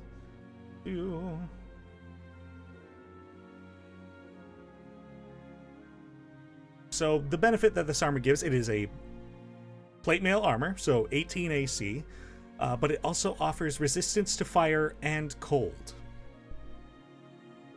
And only requires a strength modifier of 1 because it's actually made of a lighter material than metal. Interesting. Well, I'm still on the fence whether or not I want to sell it because I feel like maybe one of us could use it. So I'm not sure if it matches the aesthetic of any of us. Wouldn't be caught dead in that, respectfully.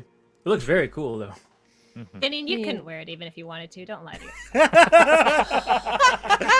Elowyn, have a point of inspiration.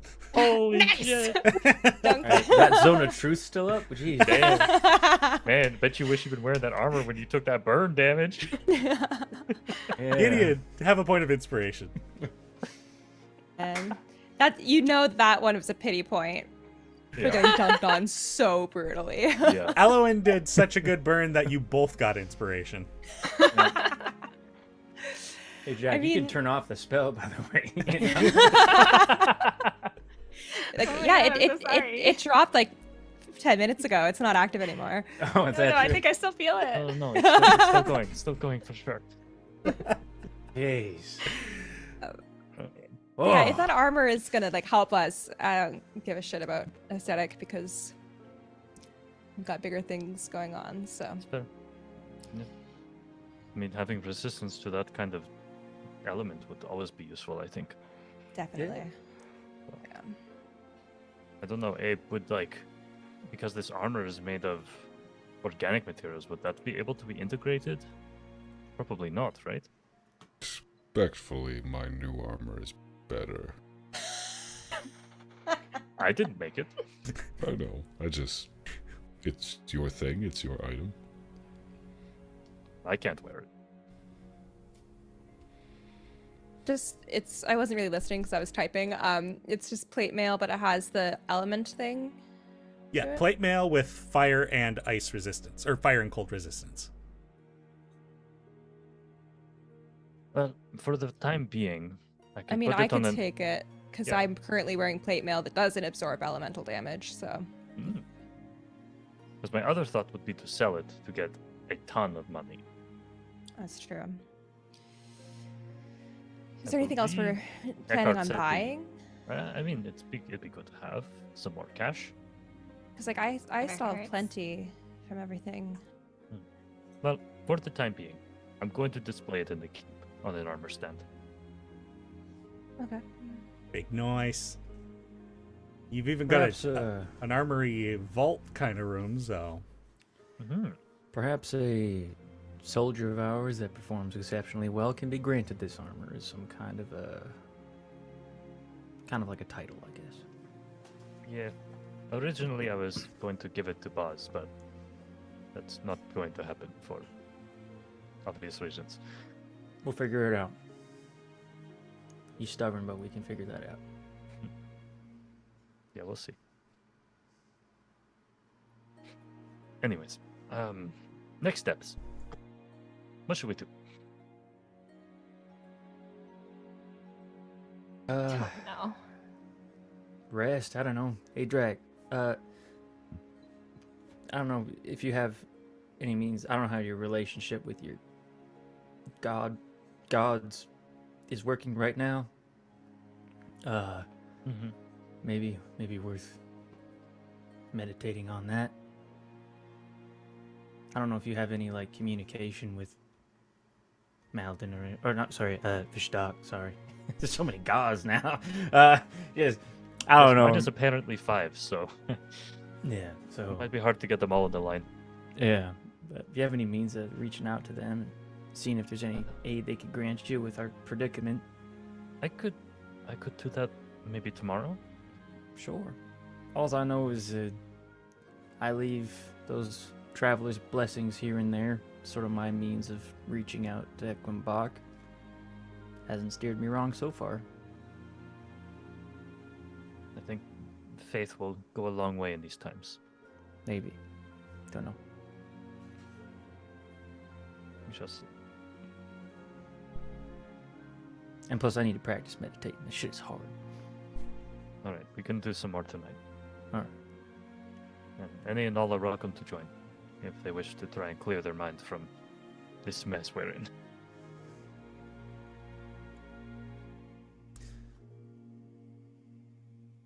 So, have you all made yourselves pretty comfortable here yet? Have you been around yet, Verdi? Not really, no. Show you around? Oh, that'd be wonderful. It's also my understanding that one of our students from the Arcanet is now working here, yes? Tyrone? His reputation precedes him. He's a charming fellow. He is. He's very helpful. Well, hopefully he keeps up with his classes, but he sounds like a wonderful person. It's in his contract. He gets to go to school. Oh, good. I'm glad He you gets are reasonable. to go to school. How else Wow. do I say? He made. What a gift. We allow him. I don't know.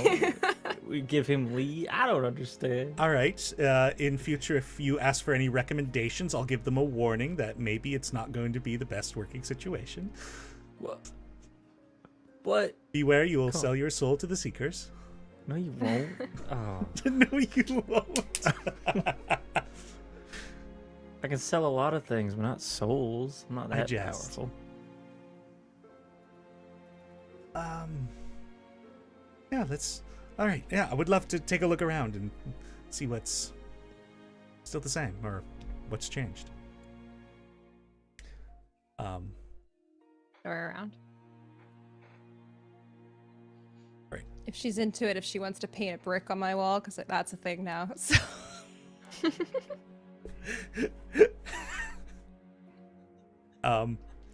Actually,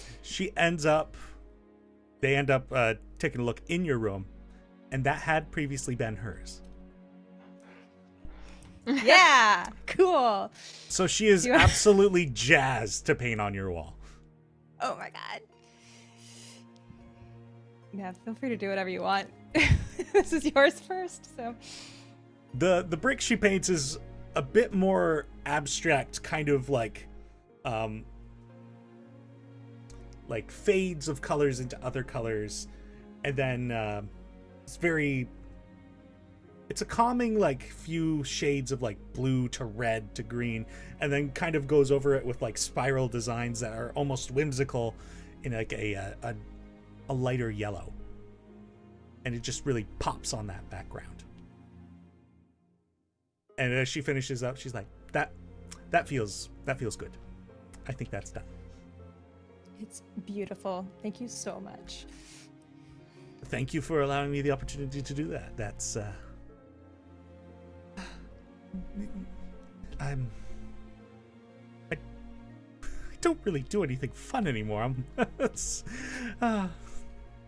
all work, and yeah, well, such is the I'm sure maintaining responsibility.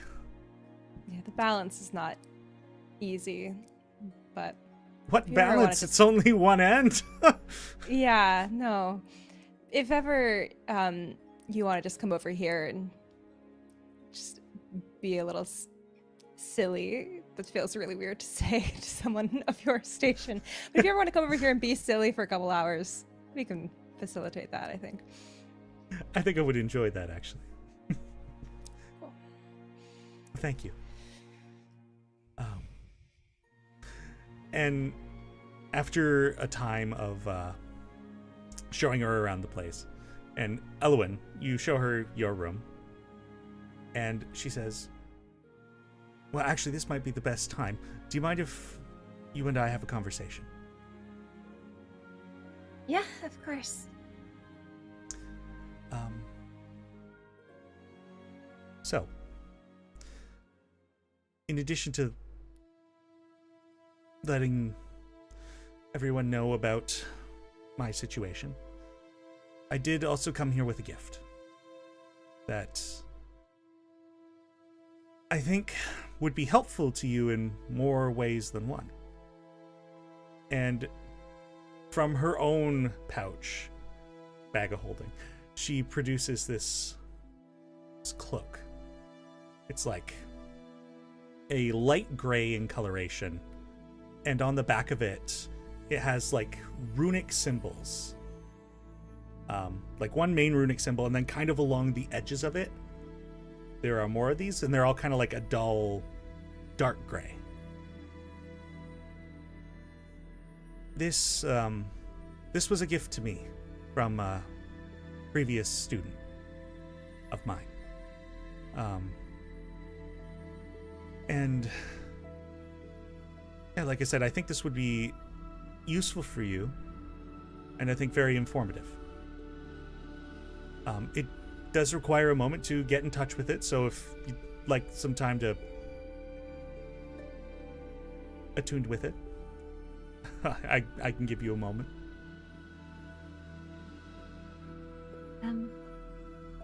Of course. If you'd like to know what it is, this is what's known as, or at least that they described it to me, the robe of the mage's heart. It'll perhaps offer some insight into yourself. It has warding capabilities, so allows you, frees you up of the need of armor, and I believe it also has some elemental protection similar to the armor that Drac picked up.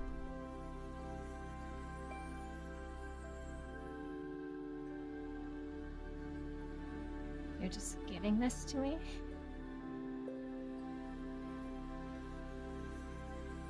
Yes, and I think you'll understand why when you try it.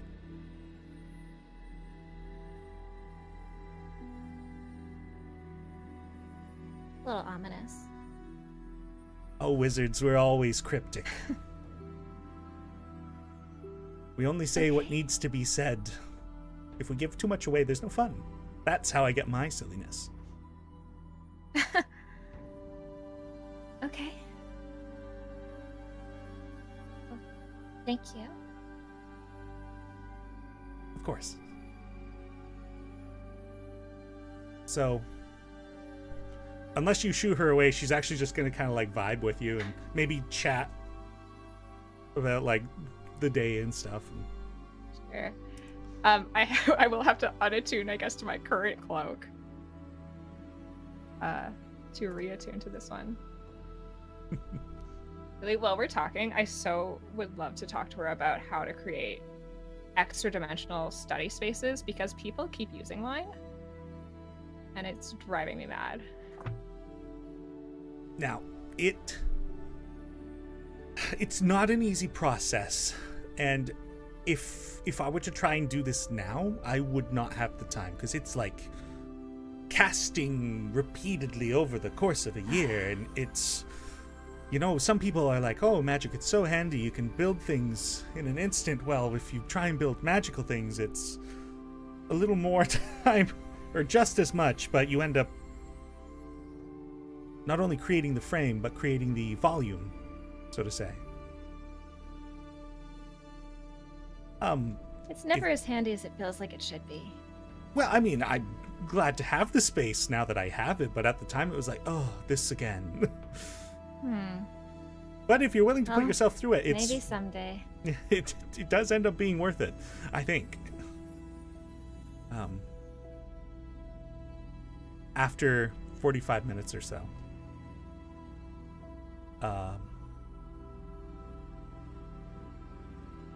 the runes on the back of the cloak, they flare up with color, like a fiery red-orange, and then they dim back down.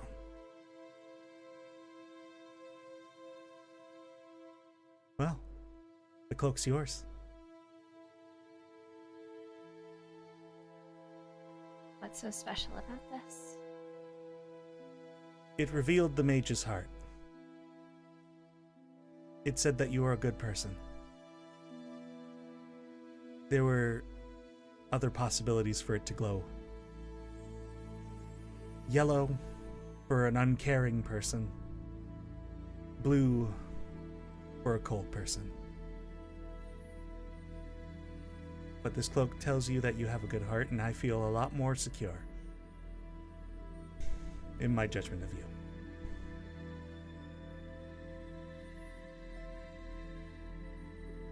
Furthermore, it might be able to bring you some answers. So, let yourself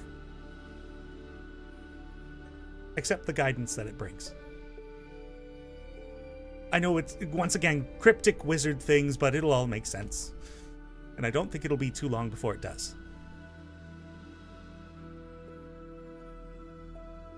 I'll take whatever guidance I can find. I think it'll be very helpful. As the DM, I will now give you access to this magic item.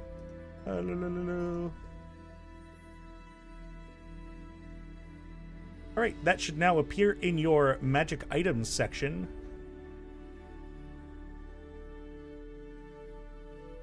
To give the folks out there a description of what this is, the cloak, upon attunement, reveals the alignment of the person who attunes to it by glowing a certain color in the runes. And the runes will also flare up anytime you cast a spell while you're attuned to it and wearing it.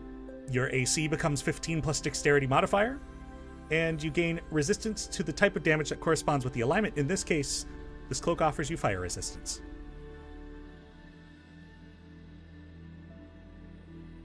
That's pretty cool.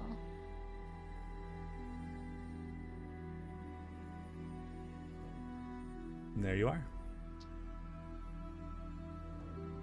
I think Elowyn just doesn't really know what to do with this. And I think a big part of her is like, I don't know. Like, I don't know what these colors mean. Charity could just be saying this. But that's fine.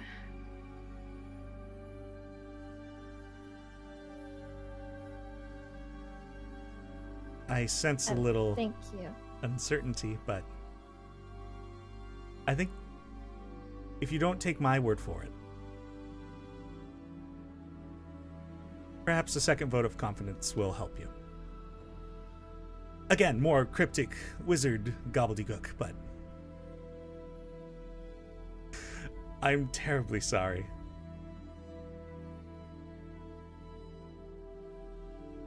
I can only dream of being so cryptic. Maybe someday. if you work on it, I think, honestly, it's what adds to a lot of the mystique of being a wizard, honestly. If you're too straightforward, then people will just be like, well, you're a person with magic. It's all showmanship. That has always been my problem, being too straightforward, yeah.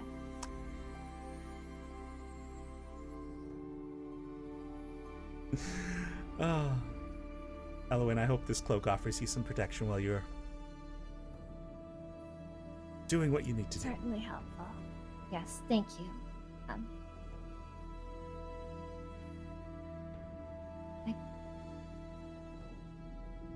People don't normally just give me things. Yes, thank you. Yes. I suppose I am trying to help you also. Well, This will help me with that. I do want to clarify. You don't have to do anything.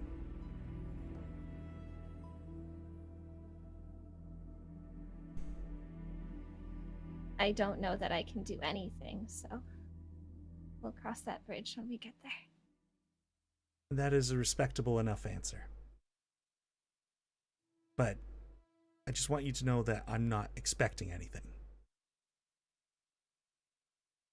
If you do good, you do good. But we're only mortal. So don't drown under the weight of the world.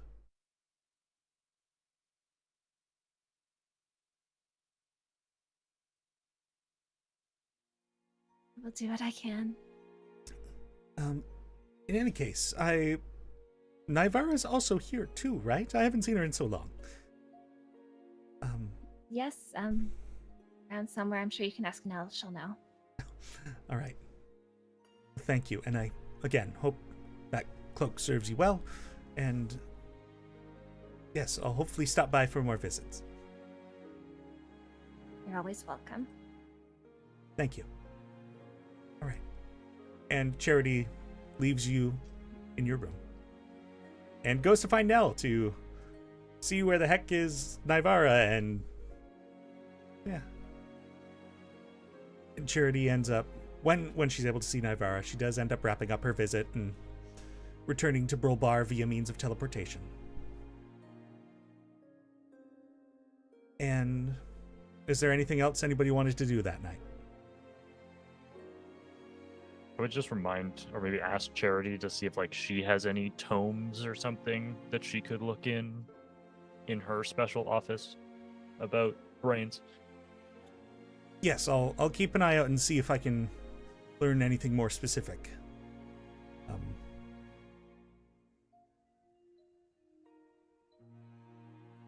But now that you say it in that way, I wonder if there's a connection between this whole situation and the part of my memory that's blocked. Right, well, I'll look into that. It was great seeing you all. And take care. And Abe, reach out. You're still so quiet. I know. I just need time. I know. Well, when you're ready. All right. I bid you all a good night. And like in a flash of light, she's gone.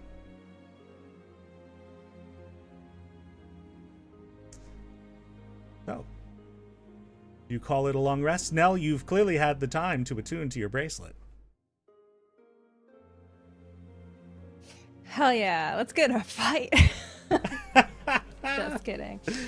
Have I shared with you the bracelet? Yes, I've given you access yeah. to it. Like 2 episodes ago, which is why I was so irritated that I wasn't able to attune to it. I was just like, wow, this seems really cool. I'd love to try it. But Oh, yay. sick. Right. I think before I go and do meditation with Gideon, I'll stop by Abe's room and just give it a wrap. Abe, we're about to do some meditation. I don't know if you want to join us, or how you're feeling about this whole charity faith thing, but it may help. There's no pressure. I was thinking I would join you, actually. Oh. I honestly thought you weren't going to, so this is a happy surprise. Come on over. Yeah, lead the way. Abe, Head have over a to point the of meditation. inspiration. And Drac, you as well. Oh, For wow. reaching out. Wow, we already have one. Does someone not have I perspiration? also already have one. Looks like Christy gets double inspo. Does Azaria have? I don't know. Check their character sheet. Yeah, give it a look over. If they don't have it, give them one. I can't look at it. Yeah, we can't look at it, Teni. Oh! I can only see their picture. Their beautiful that- picture. Fine. I'll be the one to open up Azaria's character sheet and add an inspiration. Bah. Yeah, you're the one who logged us out of it. We can't see each other's character sheets, Teni. Wait, really? Oh. Yes. You've given us control, like, when someone's away for combat, but Just not in general. Okay. yeah. Yes, not in general. I think I'll have to remedy that, because... Except Yeah. I can see Adams because I think we still both use D&D Beyond, maybe. Oh. Or at least I could ages ago. I didn't look at it in the last like 6 months, but once upon a time, I could look at it. All right. Well, I'll change that for later on then. Okay. But But yeah, do some meditation. And then call it a night. fantastic. So, Abe, is there anything in particular you're meditating on? And then I can ask that question to Gideon and Drac as well. Not really, to be honest. Just sort of letting his mind kind of mull over the events of the last one day. It was a big day. A big day. So yeah, just kind of thinking about that, trying to clear up the mud around things, and yeah.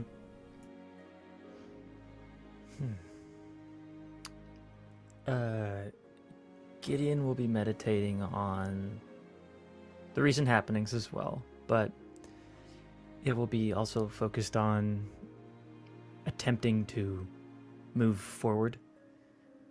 With the recent death of Hillip Rowe, Gideon has lost a significant connection to Balesville as it was before. And he's basically saying, well, he's attempting to meditate on the fact that he may be the last person apart from Monty who still maintains that degree of, I guess, Balesville welcomeness, I guess. And it's a matter of whatever happens in Balesville, Gideon will try to make it right in some way. And then, yeah, in some way, just meditating on how he has to be better in order to make Balesville better. And Drac is doing his best to lead the other two just through like the exercise portion of it. Kind of stumbling through the breathing portion because he knows Abe doesn't actually need to breathe. But, you know, he still does it anyways. And then once he gets into his own like introspection, he focuses on Boz, those feelings, and just really trying to let them wash over him without letting them control him. He's having a hard time with it, so he moves on to something else. And eventually his mind wanders to the message from Huion about the other two heads of Ishtok. And just whatever the hell that could mean. All right. With these ruminations in mind, this introspection, and hopefully the three of you gentlemen find peace as you continue to ponder through these things. But a lot of you get a long rest. However, and I should probably change this now that I know that this is going to be a thing. Elowyn. I'm actually at sorry. I'm not interested. Sorry, give me 1 second while I correct your border. I think I'd there rather we it go. be Azaria, though. Yeah. As you're sleeping, you're getting a rest. But there's then a moment where it almost feels like you're astrally projecting. Like you are having an out-of-body experience. And suddenly, you're no longer in your room, but rather on a starry sea, as if the sky was ground and far below you stars shimmered, and space and sky above you, and the distant cracking of thunder. And this matter, as you're kind of gauging where you are currently, the matter of space and stars almost seems to begin building itself up, as if constructing a building around you. A grand space. And you see in the distance somebody walking towards you. An individual glowing slightly in shifting hues of purple and blue. As they get closer, you can make out the shape of a suit of armor. But as they come even closer, it's like the armor is filled with a soft light. They're humanoid in shape, but almost kind of like how the Alumbrates were described to you. It's like they're a humanoid shape, but with no discernible features. Though this doesn't feel like the same kind of magic, or whatever their technology was considered. And the individual speaks to you.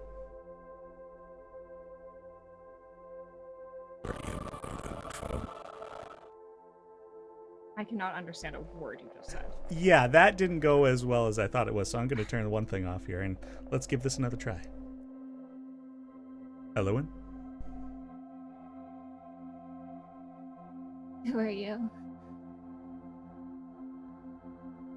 I am a warden. Also, can you hear the voice? Okay. Yeah.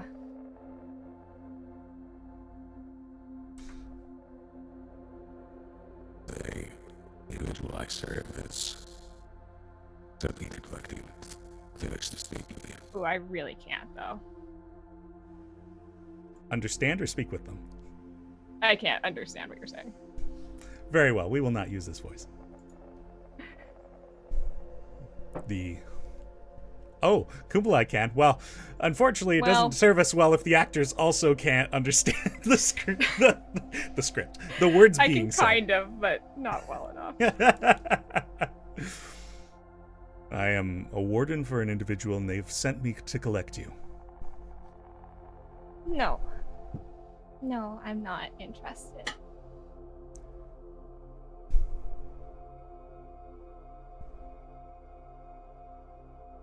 You've revealed a good heart to them. They have offered their help.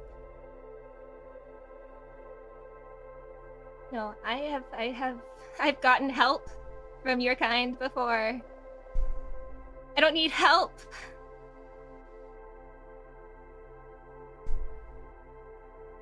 I understand your hesitancy in this situation.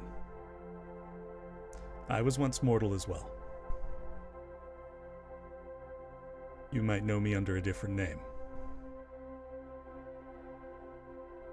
I was the former Diarch Arturos.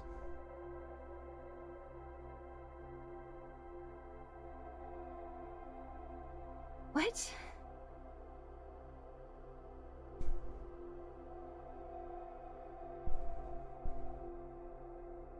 How can I trust what you're saying?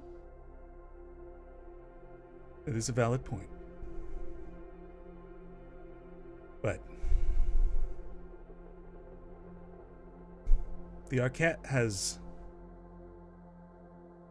reached out a hand, and you do not have to accept it.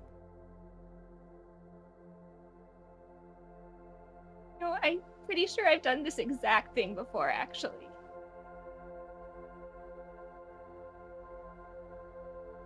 So you would turn back?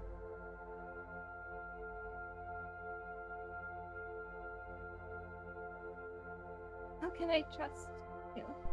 How can I trust them? And the suit of armor kneels down.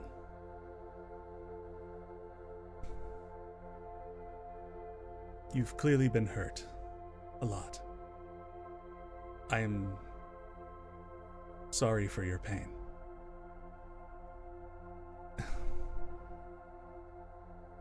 I don't know if there's anything I could say. You don't know who I am. This is a strange place.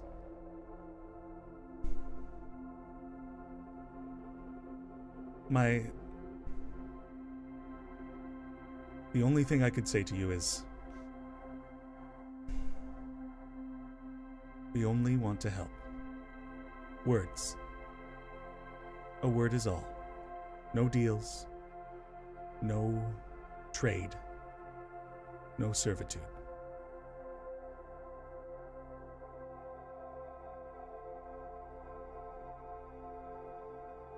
Is there anything I could say to prove that I am who I am to you?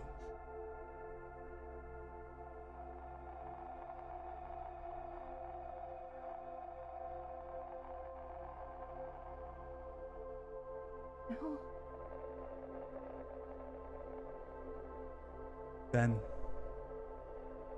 you may either choose to return to your sleep or have faith.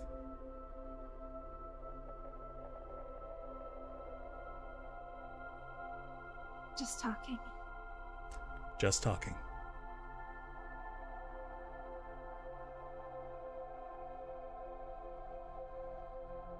Hey. And he stands back up. Well, if you would follow me then. And he begins walking back the way he came. Do you follow? Hesitantly. So, as you follow, the building that had kind of built itself around you, it's like you were in the entryway into... It almost feels like a cathedral kind of place. But as the two of you walk forward, it's like it begins deconstructing itself behind you and rebuilding ahead of you. Like only a certain portion of the building were able to exist at once. And this individual who is claimed to be Arturo's says to you, so, if you haven't pieced it together, though, from my understanding, you're apparently quite the bright individual, I'm bringing you to the Arquette.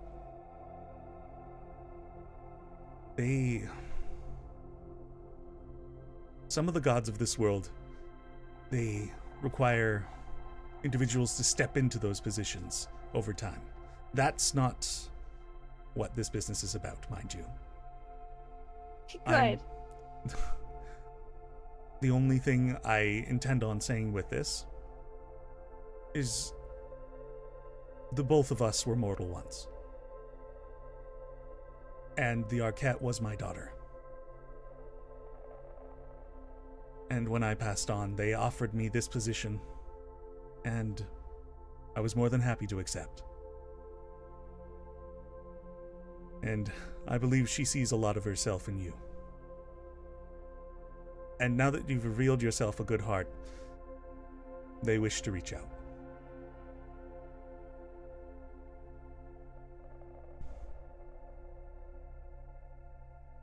I don't. I will speak with them, but I don't know that they have the right person here. Well, regardless, you are here. Whether you are the right person or not, You can decide that after the fact.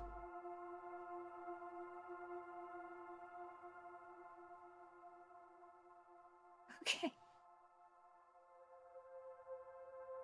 And the two of you continue on for a short while longer, and eventually you come to a space that builds itself up into kind of a kind of throne room in a way. Though it's like the back wall doesn't fully build itself up and leaves like brick exposed and unbuilt, allowing you to see past through these ethereal purple-blue walls and into the far distant space, where once again, far off in the distance, you hear more of this crackling of thunder. And a throne of the same ethereal material up a couple of short steps. And suddenly that thunder gets louder and a bolt of lightning comes out of the sky above and electrifies that chair with a bright blue white light. And sitting in the chair now, a woman, slightly glowing. She's youthful in her appearance. Maybe looks like a 30-something-year-old. But they have elven features, somewhat. And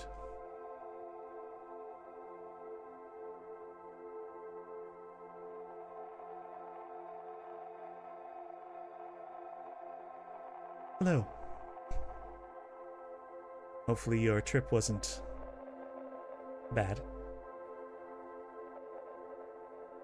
Is there anything I can do to discern if this whole thing is fake?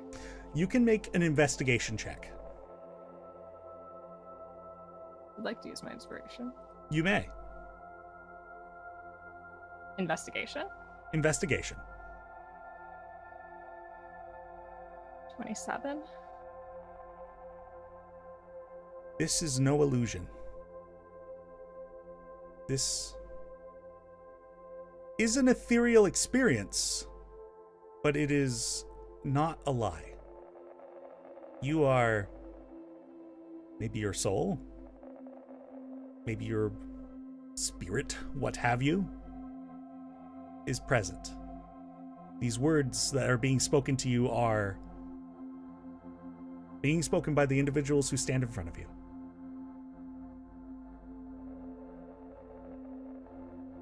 I'm sure you know who I am. You're a cat? Yes. When I was on Meadowzan, I went by the name of Saren.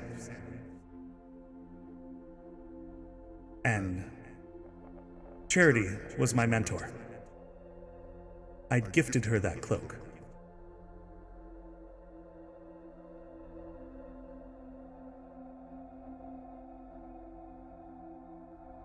I don't really understand why this is happening.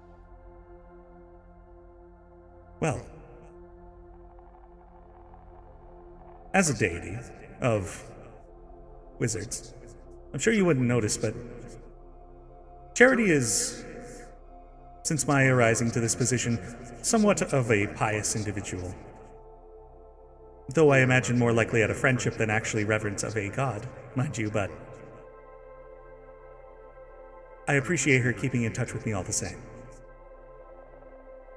I'd gifted her that cloak, and it seems she thought it pertinent to gift it to you. In the little bits of contact she's had with me, she was seeking guidance in the breaking of a curse. Your curse. And to know if you were truly worthy of some assistance, she offered up that cloak.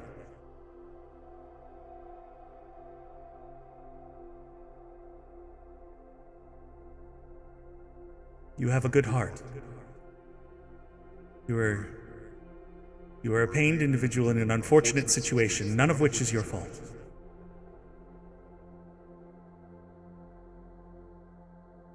Now. The world works in mysterious ways. I know this is a lot. But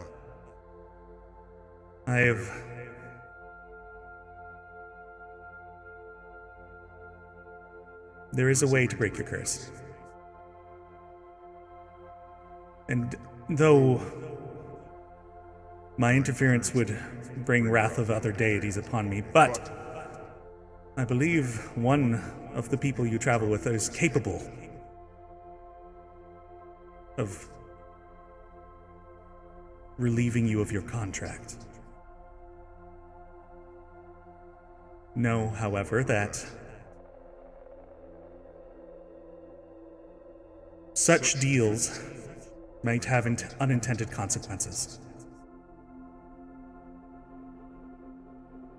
But as long as you are willing to fix those things,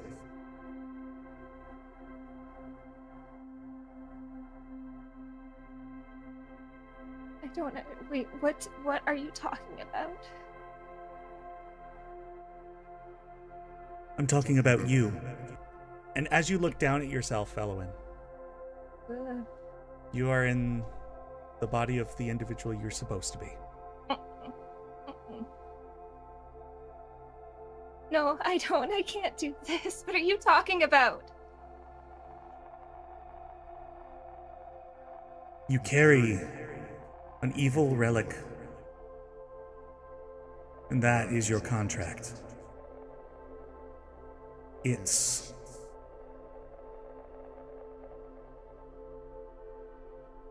is powerful,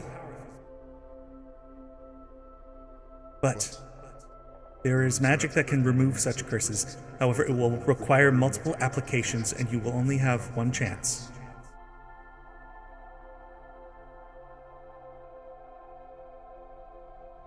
What magic? Clerical magic.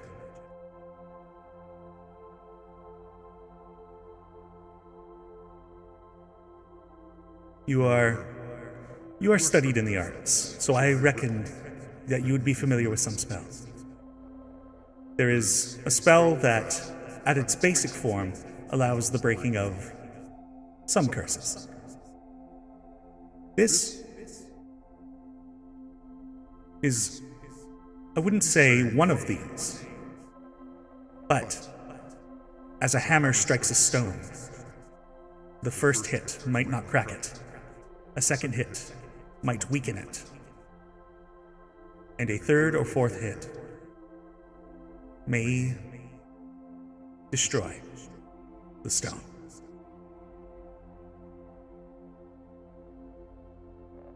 And what happens then? Well, as I said, unintended consequences perhaps. As this piece of you seems to be tied to much darker forces,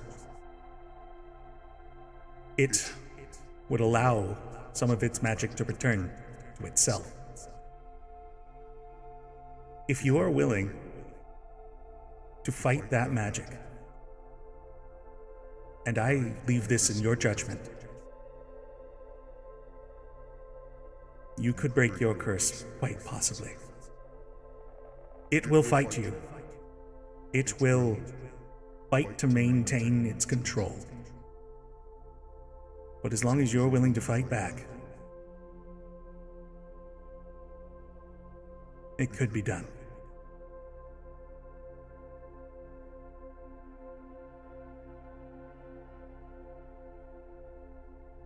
I'm willing to fight.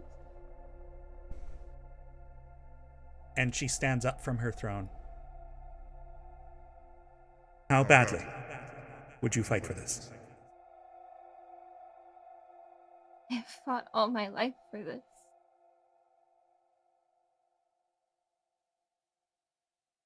And I know how that is. Fight your fight. Just know that the fight won't quite be over. Do not let your guard down. And unfortunately, if you fail,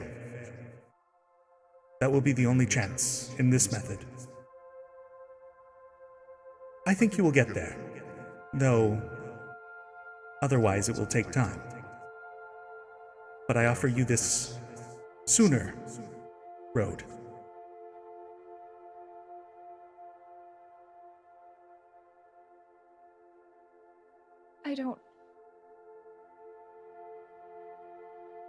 I don't feel worthy of being here. This doesn't seem right. I've gone through this before. I've been told promises.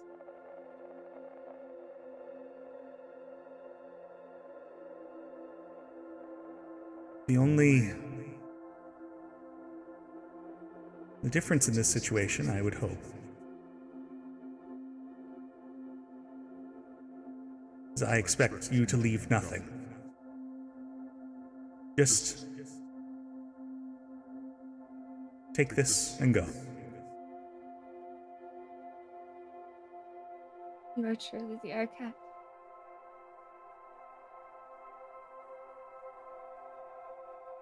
Well, that is the title that is bestowed upon me.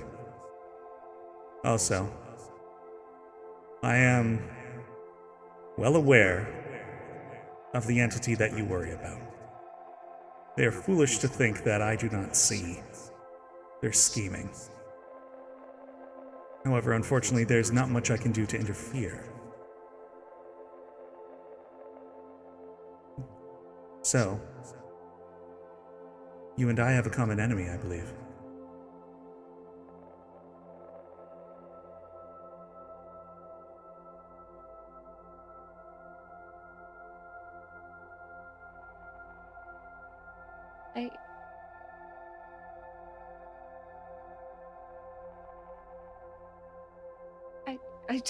I've never felt the god's presence like this.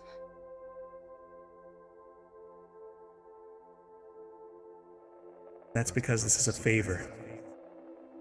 I should probably have you leave, in fact. This is probably meddling enough. Thank you. I don't know what I can do for you. Go.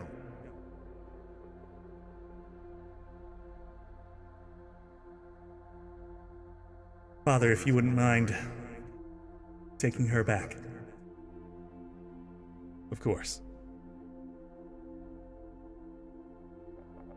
I wish you good luck.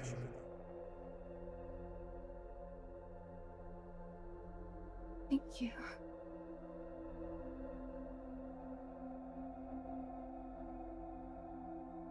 Do not drown in the sorrows and weight of the world. And with that, the building begins to crumble around.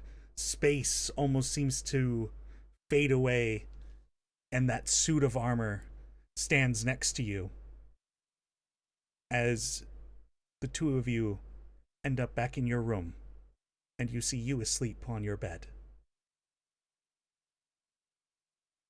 And you feel compelled to walk to the bed, lay down, and assume the same position, occupying the same space as your body. And you wake up. And you are alone in this room. And that's where we'll take a break.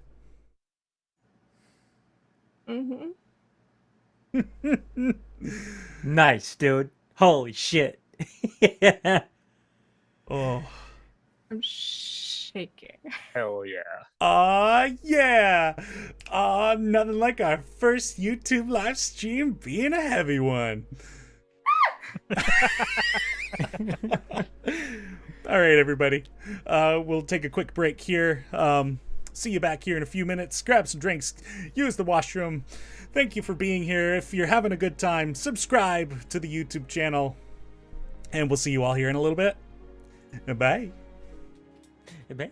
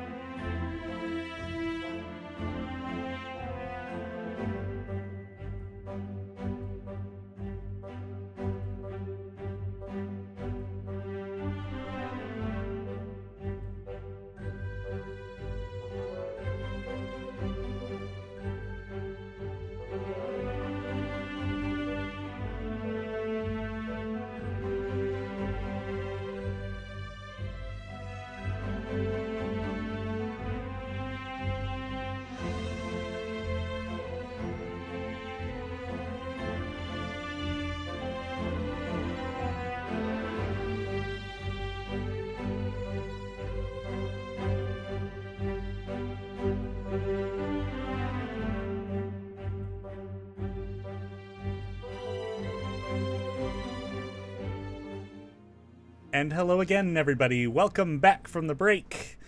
Just had to quickly do some checking in to make sure I didn't overdo it. No, it's good. Yeah. It's good. We're That's doing the great. that's the type of DM I am. I'm the overdo it DM. No. I'll have to rebrand. Denny Overdo It Dicely. That's your middle name. Overdo it. Oh, very well. So, the following morning, a lot of you awaken. You get your long rests, with the exception Abe. During the night. Yeah, you thought we were coming back? Nah. Oh, look, and You're Abe's such a Kitty and piece of Gray. shit. Let's go. Have a heart attack. Oh my god. What are you dreaming about, I had kid? a cowboy I- hat near me. Whoa. I don't, Oh. but if I did. Disappointing. Now, I just want to update everybody that, with the exception of Nell, everybody else's portrait borders were totally in the wrong spot. So, if anybody else has a one-on-one moment, it's now good. But, Abe, in the middle of the night, similar to back when you all were in New Fugalby, a strange sensation in your chest, stronger than the last time, almost as if a wave of energy kind of causes a bump in your chest, even though you don't really have anything in terms of like internal organs. It's like your chest just kind of jumps, and it kind of rouses you out of the inertness.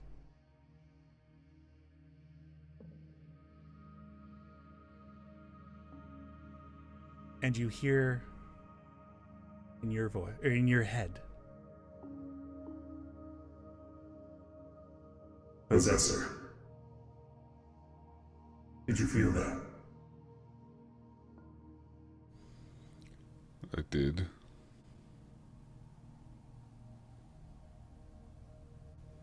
Now, I've returning to follow up on my offer. But I also figure that I can make you aware that that is not of Malcolm's followers. That is something else.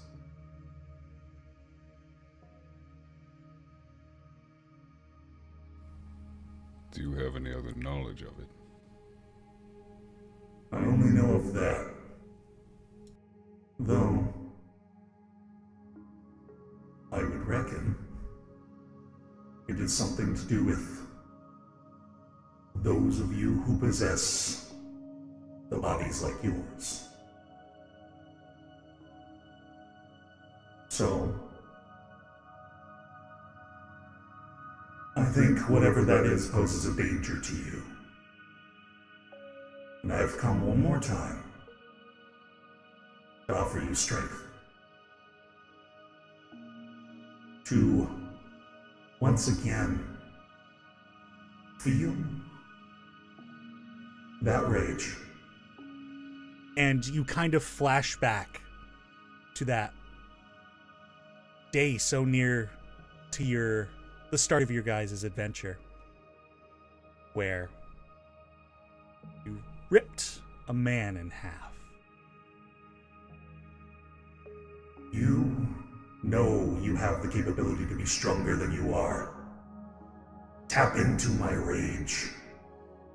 Accept my deal.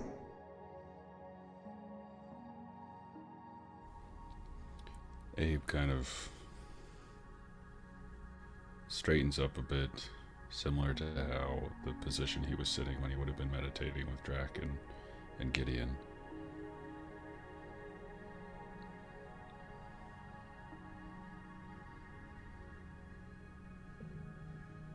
Be gone. You have no power here.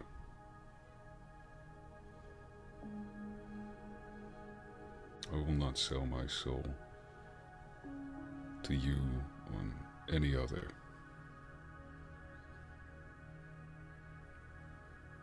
If you wish this body, you may take it.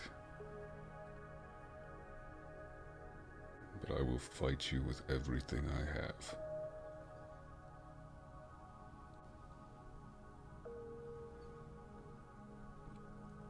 What if I told you that I knew how I can get those ashes you so preciously carry with you resurrected?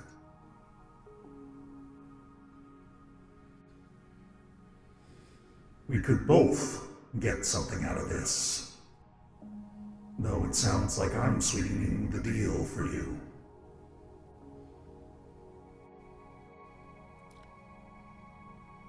I'm not Pascalis. I may have been at one point.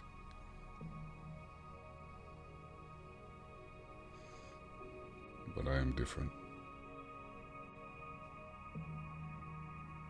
If those ashes are to ever be brought back, it will not be by me. A space in your consciousness just swells up with the roaring of a caged animal, just lashing out, trying to get a hold of whatever it can, just furiously screaming and roaring and clawing. But you push it away. And it gets quieter and quieter until it's gone.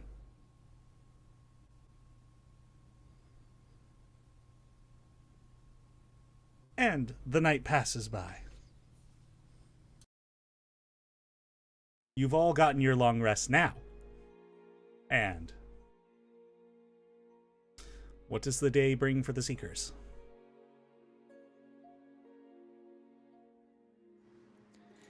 Like half our group is just having existential crises. I was going to so say comfort food, probably. Breakfast? yeah, like Drac goes into the meditation chamber to prepare his spells for the day. Thinking about what he think he'll need most.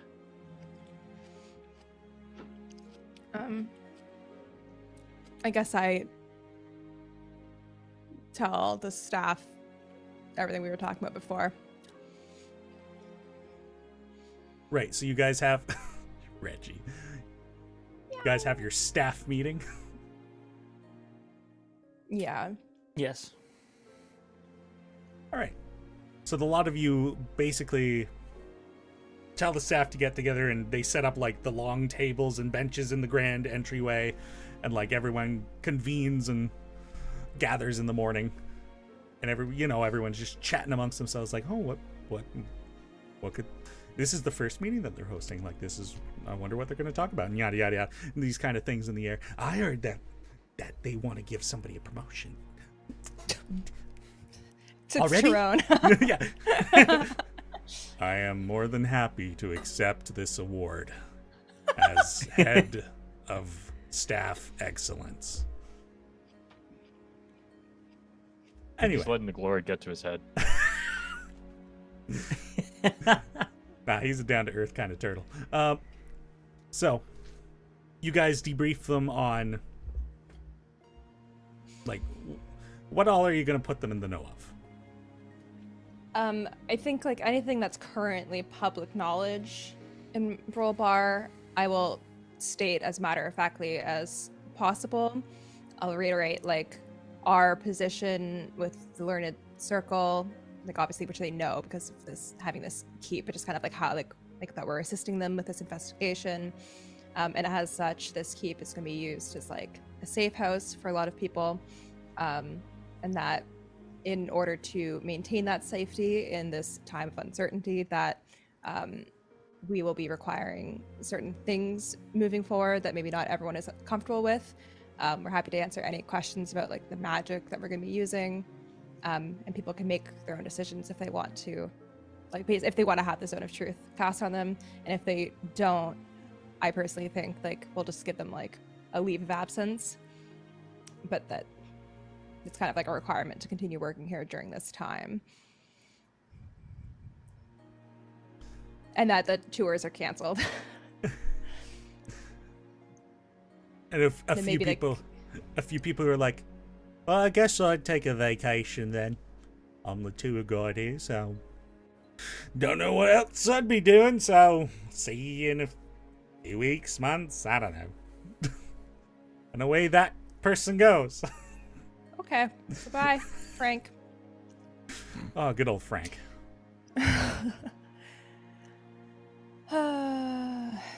Kumbala, I don't know what the Dicely Familiar's doing. Just the Play Dicely YouTube channel. Yeah. You bet. Wow. Play Dicely YouTube. The Familiar has lost some intelligence points, it seems. Yep. Some king staring out.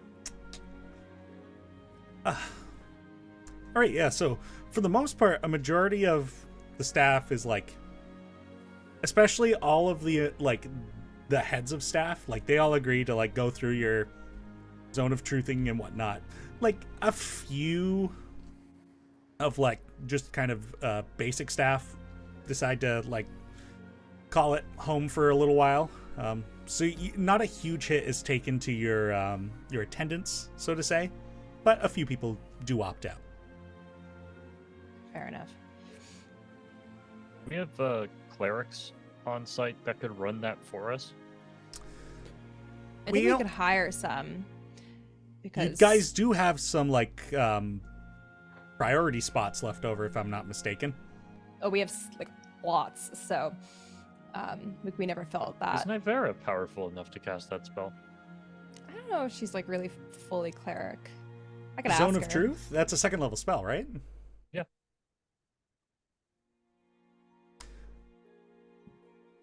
Yeah, heck. Yeah, I can ask, and if not, like we can hire some too, so we have the resources still. Yeah, I mean, I can absolutely. That's probably like the limit of what I can do wise, but yeah, I can do that. I don't want to put you to work if you don't want to. But it's up to you. Now, I don't mind, but I'm just gonna say I'm not maybe gonna pry a little further than I should, just because, you know, it might be funny. I think that's fine. All right. Like don't make them uncomfortable. No, but just, like just yeah. something that might, you know, we'll look back on and have a laugh about. Okay. But yeah, no. I trust no. your judgment with that. Maybe. Well, you'll learn whether you should trust this in the future or not. I guess if you just like learn anything cool, you have to tell me. That's the stipulation. All right. Yeah, we can do that. Okay. Cool. All right. All right. So, Naivara, it seems, will begin running the Zone of Truth sessions. If you want to have another cleric on staff, I leave that up to your group's decision. I think it wouldn't be bad to bring another one in, just because going forward we don't necessarily like know what we're going to need. It might not be a bad thing if like we're not always here, that if we send people here, we know they're being received by someone who can like heal or like help or something, you know? Kumpel, I don't trust her Zone of Truther before she zones of truth anyone else. How dare you? She's perfect. I trust her. Yeah, so you guys are able to hire on another cleric who, at maximum, can cast level 2 spells, so they can Zone of Truth as well. Great. And the clerics begin going through the staff, and yeah, for the most part, like setting them up with the questions that you've asked other people before. it seems everyone here, after plenty of time of interrogations and whatnot, it seems everyone's in the clear. Your keep has not been infiltrated. For now. Did we recast it on Mikulek?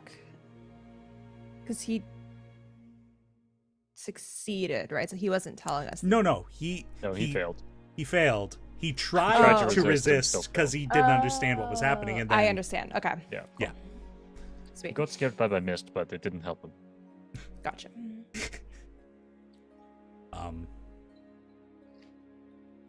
Yeah. And shortly afterward, a guard approaches Nell, since she was the one that was kind of becoming the face at the keep at the moment. Lady Nell, Ferrek is regaining consciousness. Cool. Very good. Sweet. Thank you. Good talk. Yes. Indeed. I feel the need to bow. And so I give like a nod. He curtsies. Right on. He fist bumps you and leaves. Sick. I moonwalk out of awkwardness down the hallway.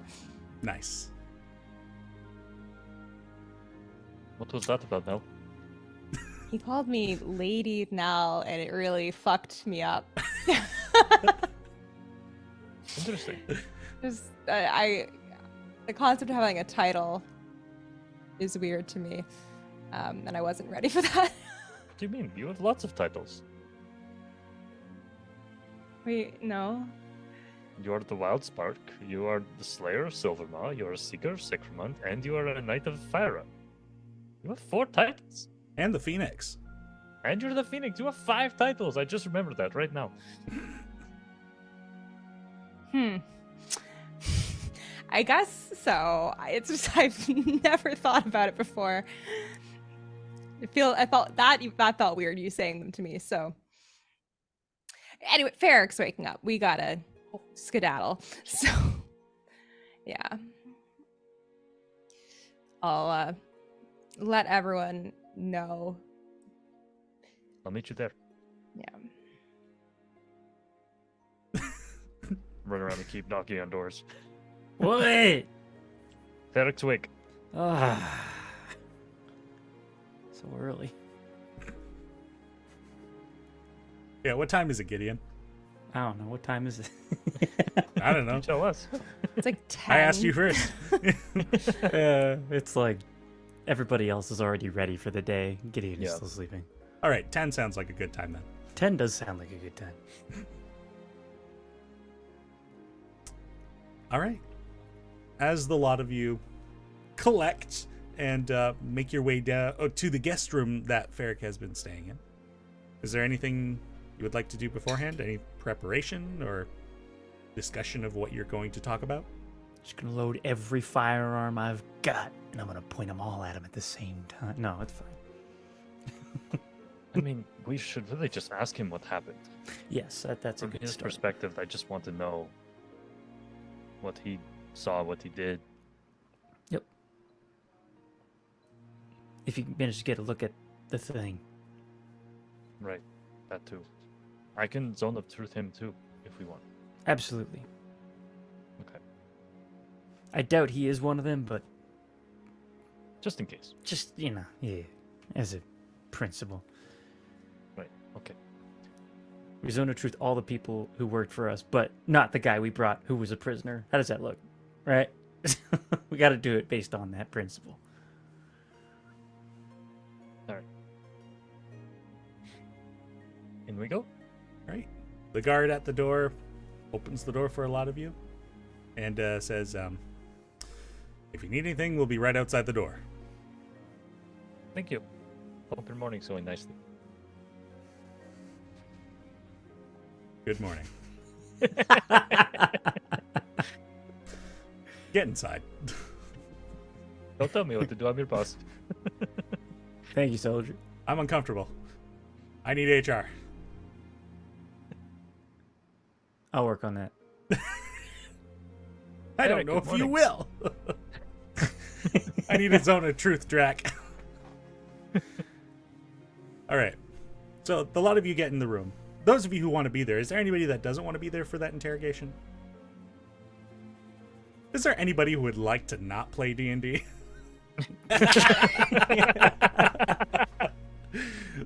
So you all get in the room. Elowyn's there, but I don't think she said a word all day. Oh yeah, that absolutely makes sense. Yeah.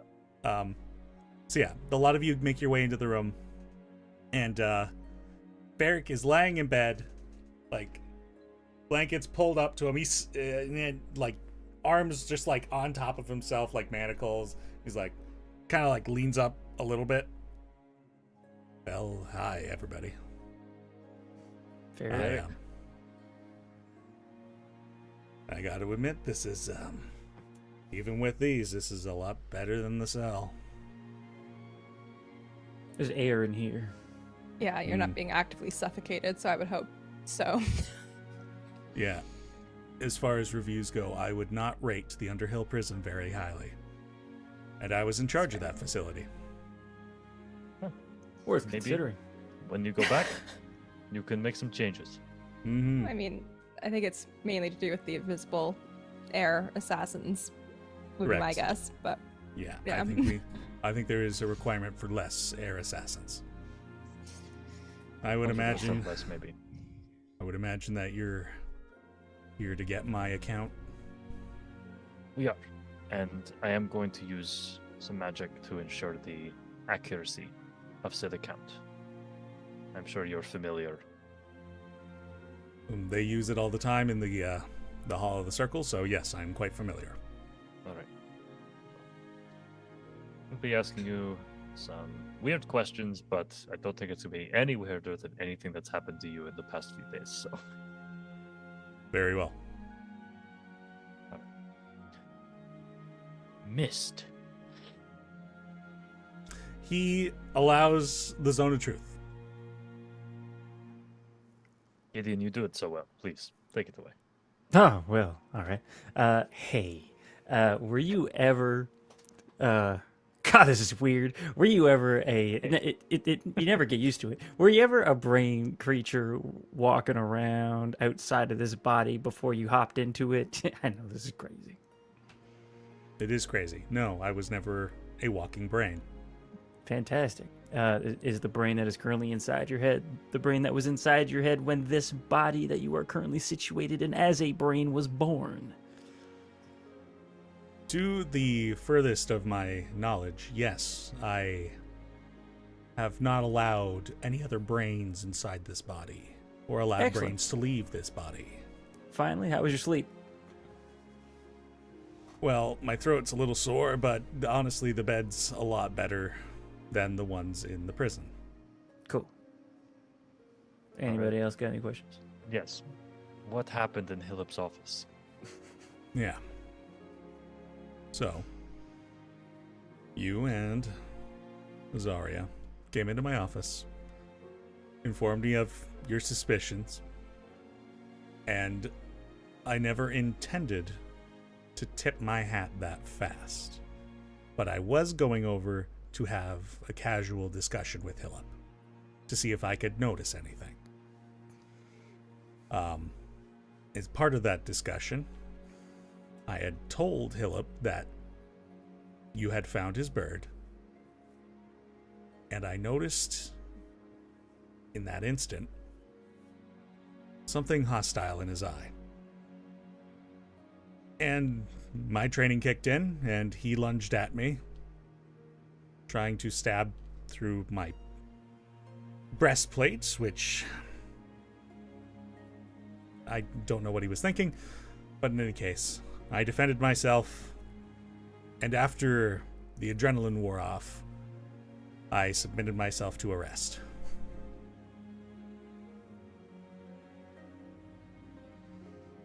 That's pretty much what happened. I need you to describe the altercation. So, Hillip quickly and almost frantically got up from his desk to lunge at me. He would have stabbed me if it weren't for the breastplate. And I ran him through. And that was it. He fell to the ground. And he bled out. You didn't see any sort of walking brain? Okay, this explains the questions, but no. Why? That's what we're dealing with. Yeah. Walking brains. Mm-hmm. All right, and what does walking brains have to do with this? Blah, blah, blah, blah. Okay, you get informed on the intellect of ours. Okay. All right.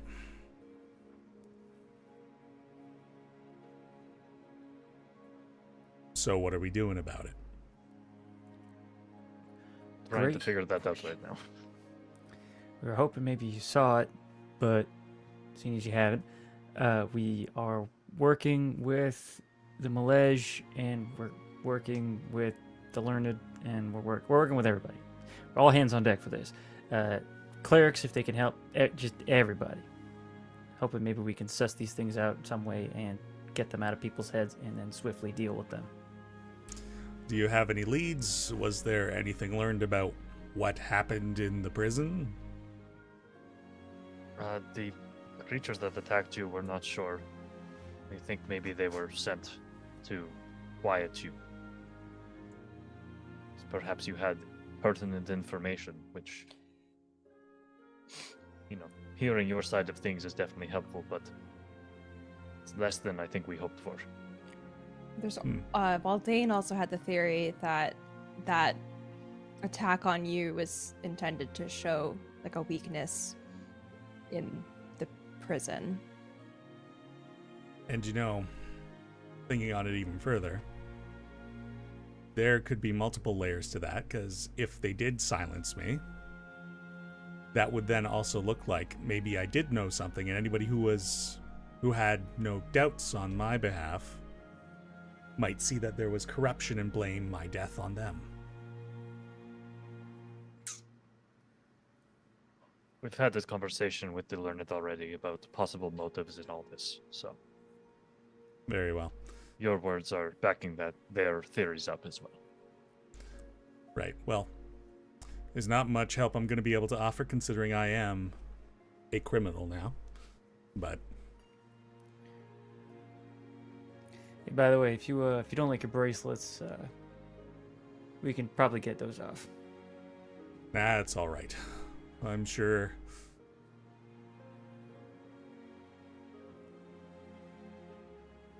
Nope. We can I get killed them a up if you want. You're in our keep. Listen. I killed a man, and I am a man of the law, so I will serve my time. It's fine. I mean, me being here already feels like favoritism, so. Well, in any case, I'm very sorry for bringing you into this. Well, what would have happened if you hadn't? Who knows? Hilip, or whatever was Hilip, would have carried on and done more terrible things, probably. Yeah, I so- think more secrets to Balesville. Yeah, so no point in regretting what's happened. Just keep eyes forward and figure out what to do next. That's the plan. Great. It sounds like you got it under control. That's a generous way of looking at it. Yeah. Well, thank you for your time, Ferrek. Do we have any other questions, friends?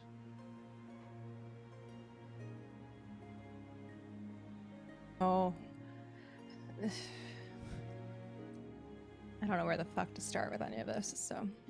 Well, I prepared a spell that might point us in a direction, but I'm going to need some components for it, so. Maybe there.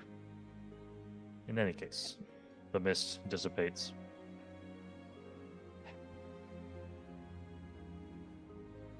Can we get you anything? Water's fine. Sure. The finest water of Smallkeep coming your way.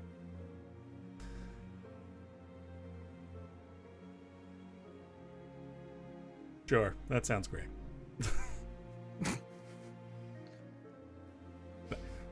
Honestly, don't keep some professionalism. Like, come on. You didn't kill You're asking the Hilip. wrong person. I'm not a professional in any way. Also, that's very true. But keep in mind, you didn't kill Hilip. Hilip died a long time ago. You didn't kill an innocent man. You killed something that took over my friend. Gideon, can I have you make an insight check? Yep.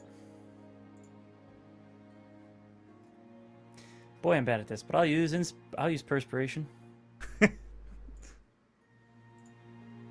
I almost did it. Yeah. There we go. The only thing he gives you is a nod to that remark, but you're not sure what the weight of it is, but you think he actually did appreciate what you said there. I simply nod back and I make my way out. And he kind of just slumps back into his bed as a lot of you leave. I'll just ask the guards to get him some food and water for his morning. Yep. And a guard goes off to do that. And Drac, what kind of supplies are you looking for? Well, I'd like to cast the divination spell, which requires some incense and a sacrificial offering appropriate to my religion. Together worth 25 gold pieces. So, if I can scrounge that together, that would be great. I mean, you could easily just spend the 25 gold, send a runner to pick up what you need, because your religion's pretty natural, so to say, so it probably won't be too hard to find something. Cool. I will do so. But what will you be using for a sacrifice? Oh, gosh. Let me think about that while other stuff happens. Sounds good. While we're leaving, I think Elowyn would like to be like, I'd like to talk to the group. If I could. Yeah, of course. Somewhere quiet. I'll Go to the study. I could get those chairs brought down to the quiet room in the basement. I just meant private. The study's fine. All right. head down there, and I'm just gonna explain to everyone my trip to the astral plane. So casual. So casual. Yeah, I don't know. That seems pretty normal to me. So. No, I know. It felt normal to me in the time as well. Lots of interactions with gods in my. But they said that someone in the group could help me, a cleric. I know a cleric. Yeah. I don't know if this can be trusted, and I don't know what that would mean, and I don't know. They said if we could do this, that I would have to fight this thing, and I don't know that I can fight it. And I don't know what it would mean if I didn't succeed. Well, you certainly wouldn't be facing it alone. You don't know that. You don't not know that. I mean, we managed to somehow fight in Abe's. I don't think we know that. It was explained to us know later. that. Wasn't it? I feel like it was told to us after the fact. I think Abe said we were there, but yeah, Abe and Elowyn are the only ones that have like memory of that, but I don't recall if that. I don't remember, to be honest. I don't know if it necessarily, like, I think it was like I think it's come up. Yeah, I think it's vaguely fine. explained, like, Sure. it's one of those things I assume was discussed not on camera. But Well, Hmm. Cool. I mean, we managed to help Abe in some space.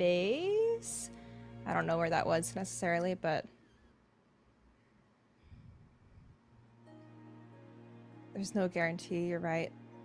But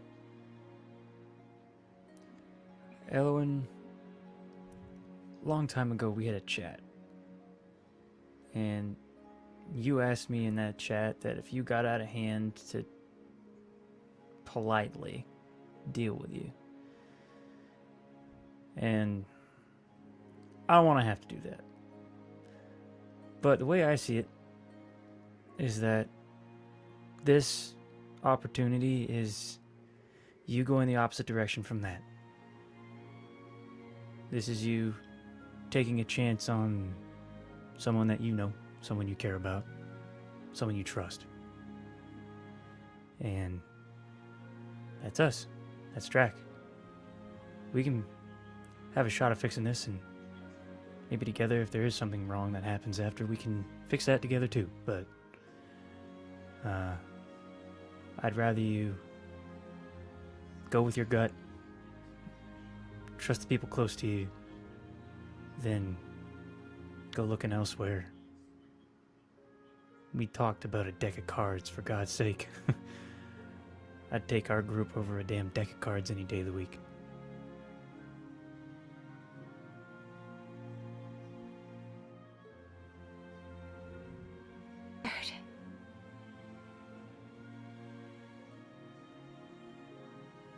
we only caught a part of that.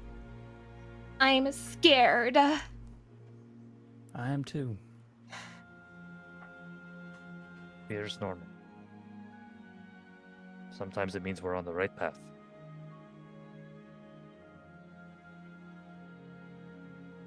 We're going to do this. There are probably some more things that you should know. Enlighten me.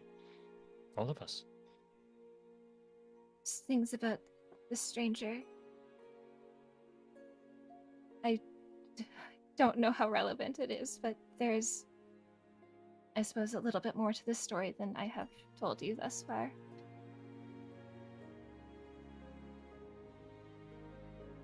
You know, we went to the Ferrek forest. You know that I went inside and met the stranger there, but when I entered the forest, it felt as if I had gone somewhere else. Very quickly, the forest changed, and when I turned around, the exit, the way I had come in, was no longer there. Now that we have spoken about the void and darkest hearts, there are a number of places in the Wilder where portals can open and things can change, and I wonder now if that is what happens there. The stranger themselves, as I walked, there were woodland creatures that ran along the floors, wearing masks made of leaves. And the trees had faces hanging from them.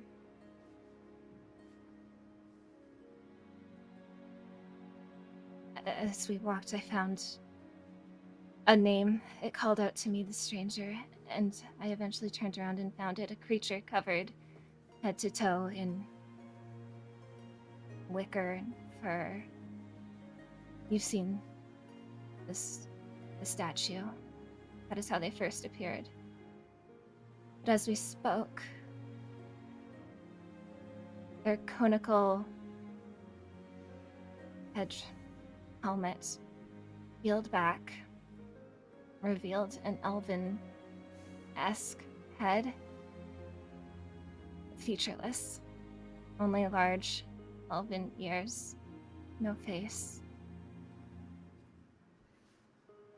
As we continued to speak, a seam opened in the middle of its mouth, middle of its head, and it opened wide, revealing teeth. And as it opened further,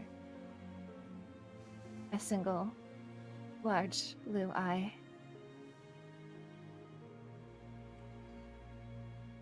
It told me to find its name, pointed behind me, and the edge of the forest was there. And I ran.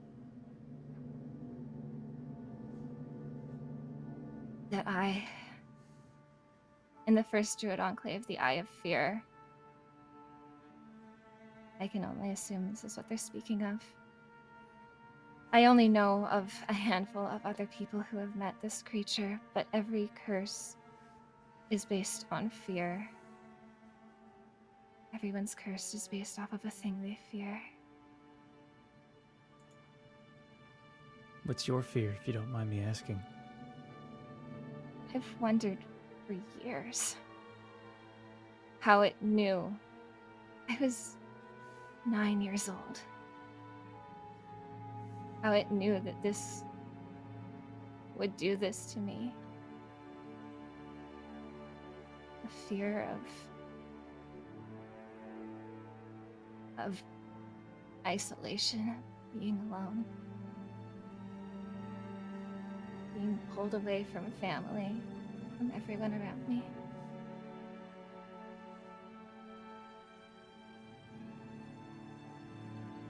But there are other horrible curses out there. I suppose I wonder if we could do this, if I could fight this creature, would it help the others as well? Maybe. If we destroy it, there's a potential everything is tied to it. So we can only hope that it would break it. I think this could be the other head of Ishtok. The fifth one that no one speaks about.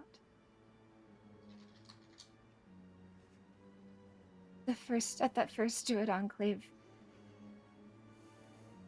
they reacted very strongly when I asked about this.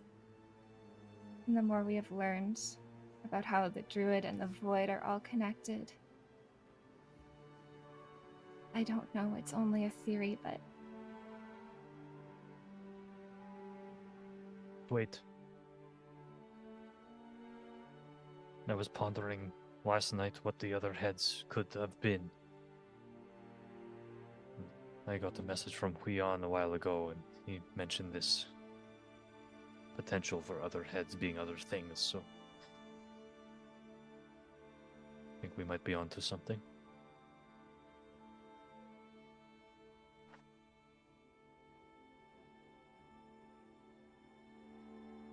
that's the full story. I'm not sure it ever felt relevant before, but Thank you for telling it regardless. It's pretty relevant now, I'd say.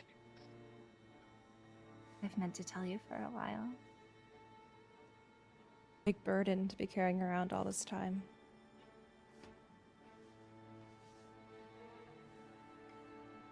Couldn't hear you. 300 years. Just casual 300 years, yeah. Casual.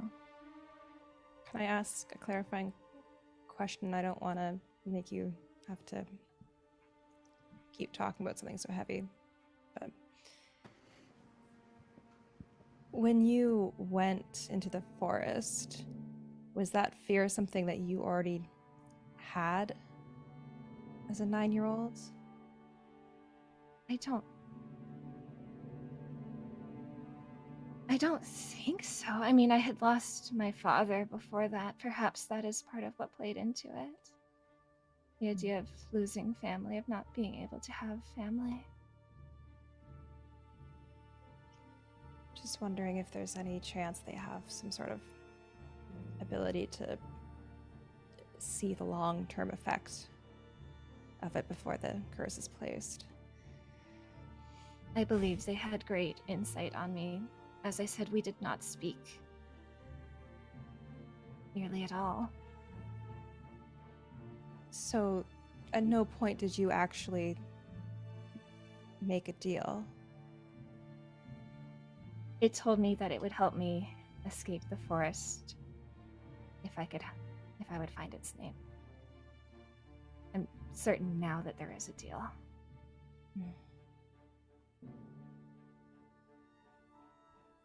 Break the contract. My face hangs in those branches somewhere in that forest. I hate that. That's the worst Me thing. too, actually. It's pretty Let's bad. let's burn the tree down then, shall we? Okay. Let's get their face first. No, okay. Hearing about the woodland creatures with the masks. Because if you actually ended up in a different domain, why would they be there? Maybe they also ran afoul of the stranger. Practiced on them first.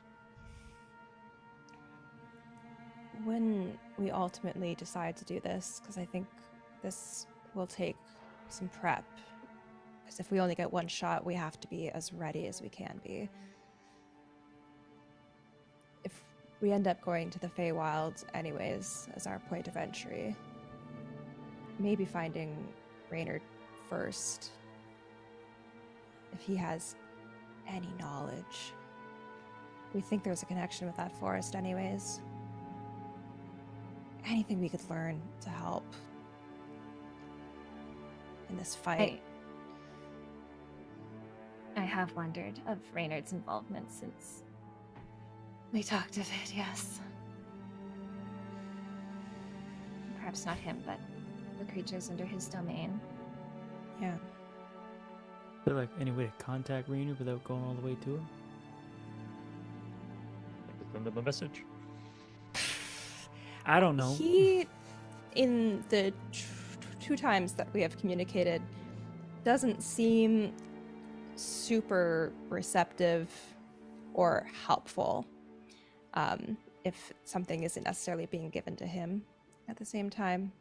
Like, I got Baru, but that was kind of, he was being coerced by Fyra a little. He doesn't really seem to be paying attention to me. He has no clue about it because he didn't know about my dad and that connection or anything. So it might have to be an in-person just to give it enough oomph that he will take it seriously. Now, having just said that sentence, however, you do recall that your father is in fact on his way to rekindle his friendship with Reynard. Damn it. Wait, did he leave to do that already? He'd already gone on before you guys even came to the keep. Like, his plan 'cause was he went to join the keep the troop, and then drop them off, and then continue on. Oh shit, I didn't realize that at all. Damn, Daddy's going to frickin' Feywild? Well, Daddy's big Feywild trip. if things That's weren't so episode shitty, name. I would have I would have loved to have frickin' daddy-daughter trip, but unfortunately, I got frickin' shit to do. Mm-hmm. Okay, Didn't well, message your dad then. yeah. We'll add that to the list. We have to make a decision about our next steps here, too. So, I'm not sure how all of this plays out necessarily, but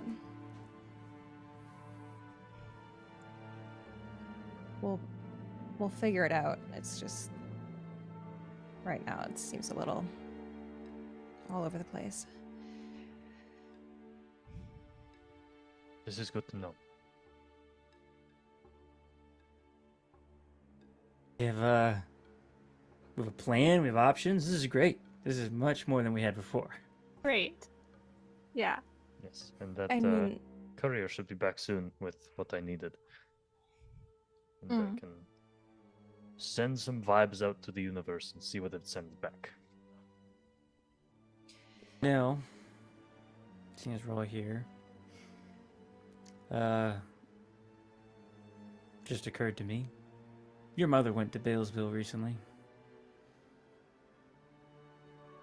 so did my sister So did your sister. and the other They- paladins And that were there. they said that Carjack was cordial. We've heard this before. I don't know what to do. I don't know what you want to do. I don't know what you're thinking. But if you want, and we can do this immediately, you want to head back to your place, we can sort this out, clear the air about any worries about that, we can.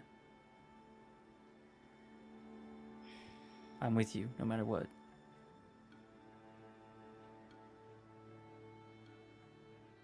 End of the day, someone's family's got to make it through this bullshit.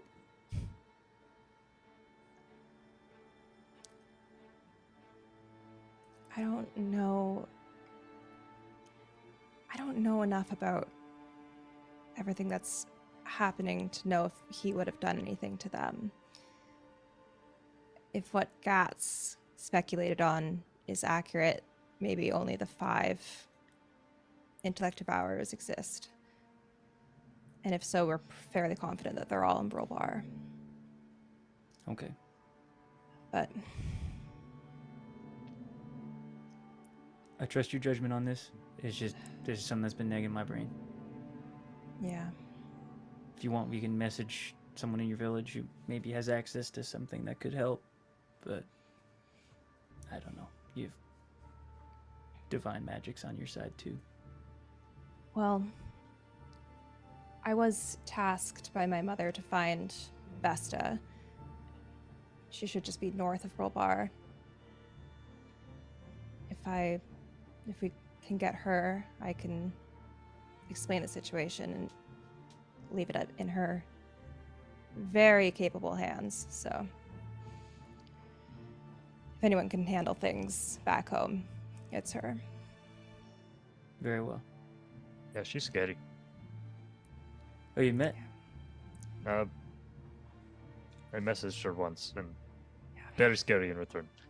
Ah, There That should be tracks. a club for her, Boz, and Azaria's brother, whose name I forgot. Yelfarin. Yes. Azaria's brother's a treasure. Yeah. I don't think I would count Boz with that group, to be honest. He's not scary, he's just stubborn. I was pretty strong. I though. mean, You can be pretty intimidating. stubborn is the word I would also use for Vesta, so. Says he isn't I don't think- scary. Meanwhile, memories of being engulfed in dragon breath and just like unscathed. He's a fucking badass. I could do that too if it was the right dragon, just saying. I'm not saying you couldn't, Drac. I'm just saying that Baz did, okay? I believe in you. You could do that. Thanks. Sorry. It's fine. I think we need to now come to a decision about what we're doing here and in regards to the next enclave. Agreed. What more We- can we do here? Is my question. Well, they talked about potentially moving on Brulbar, right? Or not, on Dalesville or something, right? Yeah.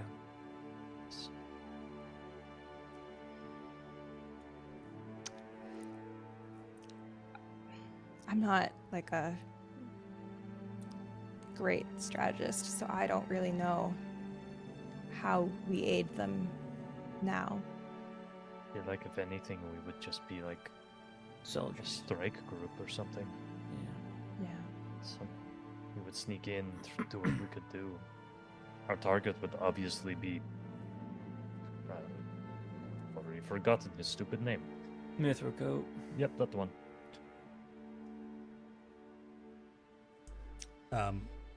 But there's still a couple days before my equipment is ready, so if we could at least wait till then. Yeah, I don't think we're going anywhere. Yeah, I don't anytime it's not soon. immediate. I just think it's kind of prepping the next couple of 10 days of like what we're intending. Mhm. And of course, like we could still cash in with the Arcanet because they still owe us some resources. So if we can think of anything we need. Indeed. Well, I'm thinking of what I could possibly ask to set us on the right track right now. What are the parameters of the questions? Does it have to be yes or no? It's more of just I ask a single question. Just out into the world, the universe and beyond, and something will give me a reply. It's not going to be overt, but it will be truthful. We know who and or what is responding, or Usually, at least in my readings back home, you would be with your deity or a servant of your deity. okay. As long as it's not like the village idiot or some shit. Is it? This is where I get a little confused about everything that we learned. Is it Huyan responding? That would be pretty funny. But 'Cause like, in that case, I could just send him a sending, message. and that would be Yeah. so much easier. And I don't have to sacrifice anything for that. because was that not the takeaway from everything? Was that? So the archdruids are like avatars on Right. Medozan. There is Okay. still a higher power. Gotcha. Okay. Because like also Huion hasn't been striking Drac with lightning when he's been out and about in the world, so Right. Okay. I understand. I was honestly confused about that for months. So yeah, that's a valid confusion. Yeah. Okay. I don't know. Maybe I'll just wing it in the moment, see how I feel. Yeah.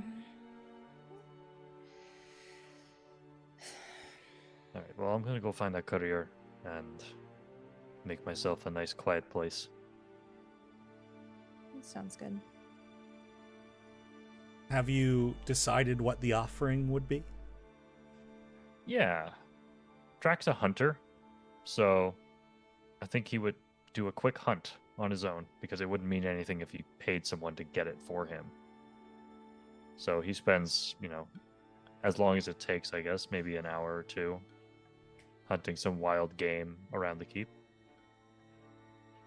And he'll try to find himself a relatively large creature. Maybe a deer. Right. Can I have you make a survival check for me? Yeah. Let's see here. Ba-bum. 26. Damn. Ooh. Yeah, you go out into the woods, and for the first time in a while, you get to put on your hunter life. You are an expert tracker, and you haven't had, at least fairly recently, the time to just kind of remove the magic, get back down to just you and the earth, and go on a hunt. And your skills have not gotten rusty in this time, as you slink your way through the woods and track down a deer that you believe should be sufficient for this ritual. And hardly an effort, you take it down. You'll, thankfully, because you mostly did it through skill, you'll only have to spend like 5 silver pieces on the incense and you're good to go. Great. Because the sacrifice only had to be worth 25 gold pieces. It didn't say that you had to spend 25 gold pieces. Yeah. Yeah. Which is hilarious. Yeah. It's like altogether it just has to be worth 25 gold pieces. So like the sacrifice could technically be a copper piece. Yeah. Okay. So I can So you get just- back some of them. You pile The up most. It's majority incense. Yeah. Just a bunch of incense in a pile, light it on fire, throw a copper piece in the pile. What do you mean you want to answer my question? What's the matter, you? Huh? That's Somebody Eckhart's. sells you a copper piece for 25 gold. That's the deity Eckhart worships. He's just like, what's Absolutely. going on? I gave you the copper. Oh, Gave you the copper. All right. So I can take back some of that money that I spent before. yes. Amazing. All right. Okay. Cool. So Drac sets up his ritual circle. He'll set the creature down in the middle of the circle, then using sacred flame, he'll ignite the creature with radiant light as the sacrifice. Okay. And the scent of burnt earth, of the burning leather, it enters into your nostrils. And you give your thanks for this offering. And you take a deep inhalation and allow your magic to flow into you. What is your question? Keeping in mind this is about a specific goal, event, or activity to occur in 7 days.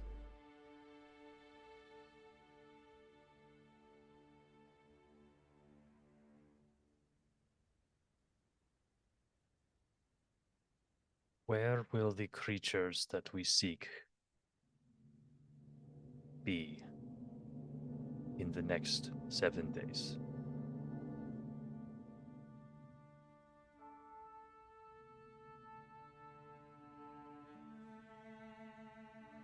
As the scent floods your nostrils and you focus on this question, you are reminded of the nature of migratory creatures. Though the entities that you're hunting aren't natural, some instincts are shared. And a voice, more like a vibration, rumbles through you.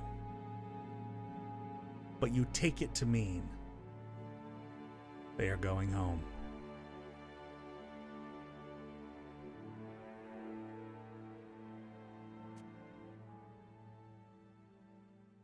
Smoke exhales from Drac's breath.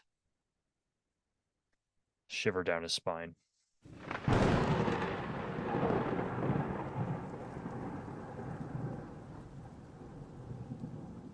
And he'll go find the team to inform them of what he's learned.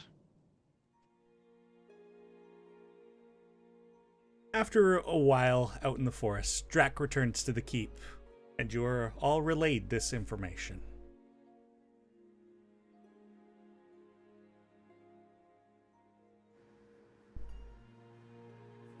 They're Welcome just back. going home. They're gonna go back to Cardrak.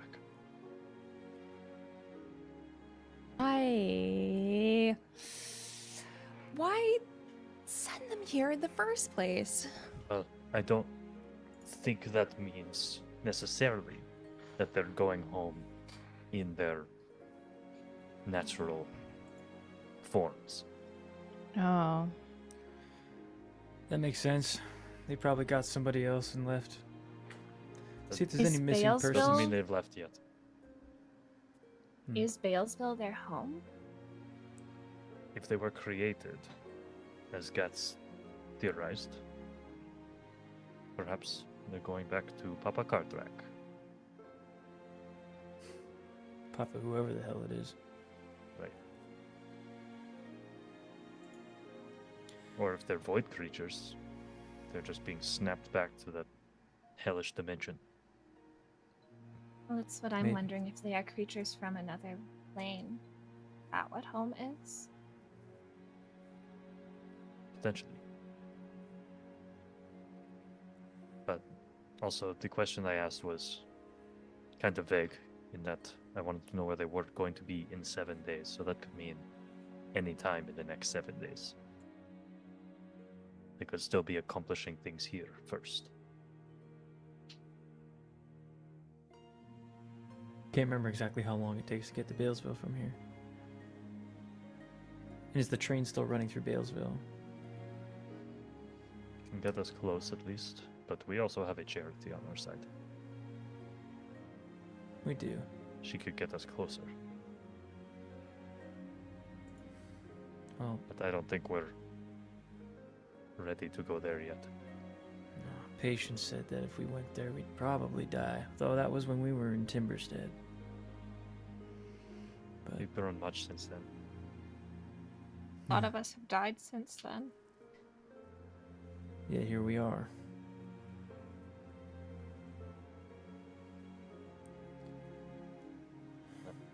I feel we should inform the learned of this. Perhaps they can put their collective minds on a better theory than what we have.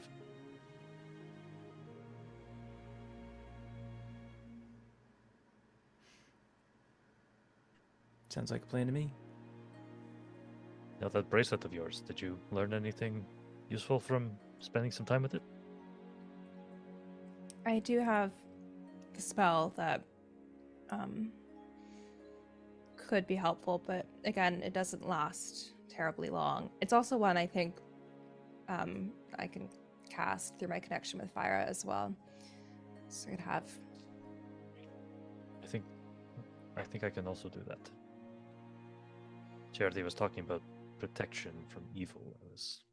Yeah. So that does exist, but it's not like a permanent solution, right? So, and it's only on one person at a time as well. It can be quite pricey in terms of what we need to perform it. Yeah, at least with the bracelet, it doesn't have the component, right? Yeah. That is correct. So we have one free casting of it a day. Right then. You and I did make some holy water, though, right? As part of our 10-day. Yeah, you guys had said that you wanted to make some holy water, so you had the time for it. I don't know if we ever figured out how much we did. I don't think we did, so Well, I figure believe that it's yeah, I believe it's 25 gold pieces. So, we'll do the man. we'll say at most you had between the violin lessons and the visiting brothers and whatnot. You had time to make at most 5 5 vials of holy water at most. Okay. 25 gold pieces each.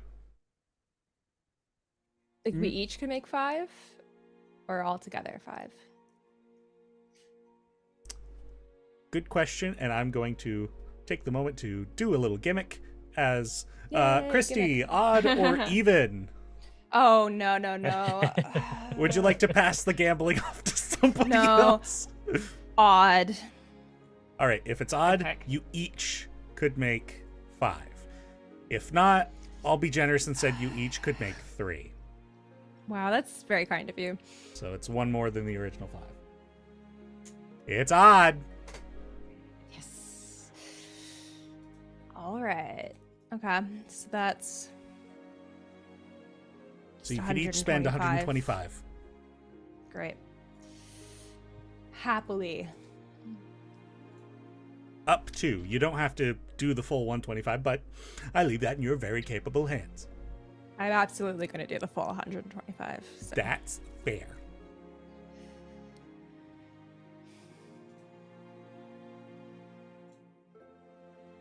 All right. So what is the plan? Everybody's like, all right. I don't know. I guess, I was like, really hoping for a silver bullet from that divination, but it was something. Man, I'm the master of cryptic rhyme. Of course you should have known I was going to go with that. Yeah, it's all good. Everyone gets a little cryptic. Look under your chair. It's cryptic. Whoa! I guess if we go to inform the learned about the divination, we can ask them just kind of a greater insight on what they want their next steps to be and what it would look like if we were there. I think they probably already did kind of tell us that, but I've forgotten. So, well, I can inform you that they were like, we understand that your guys' apparent quest sounds pretty dire, so we understand if you choose to pursue that, because it sounds like it would be to everybody's benefit anyway. If they were to make use of you in terms of Balesville, kind of what Drac was saying earlier, they'd ask you to like infiltrate, see what you could learn, and see what the Ascendancy is up against. okay.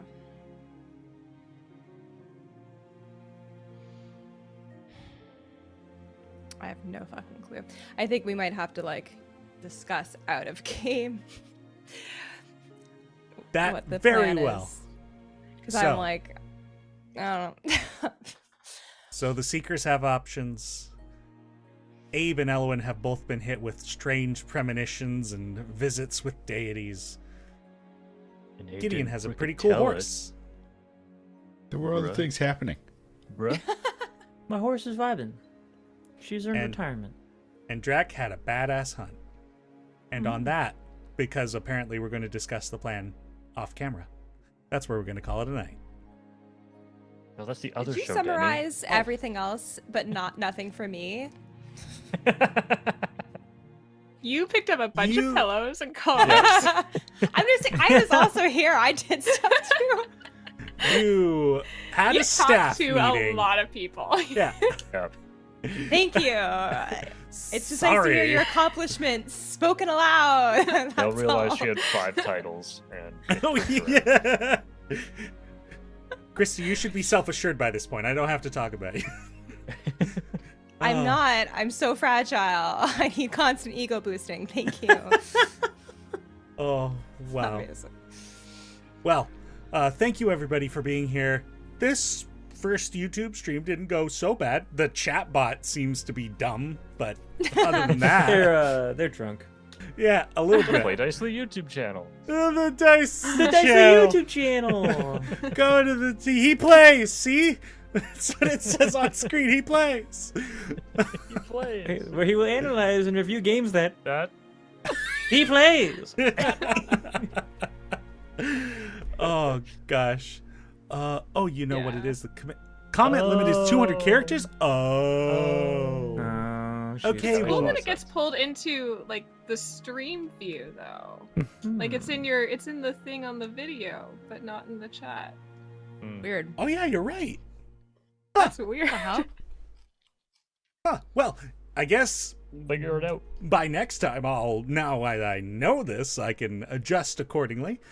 Otherwise, thank you everybody for being here. We'll be back in a couple of weeks and hopefully we'll be joined by Logan. Yeah. Thank you everybody so much. I love all of you players. I'm so sorry, Dallas. I'm sure we'll talk soon. Okay. I mean, that's one of the kinder things you've done to me. I think I'm reeling from that. Danny was so nice to me. What do I do? I don't know how to handle that. You'd finally have like an in-character person give you a gift, so that was really nice. Genuinely, I don't know how to handle it.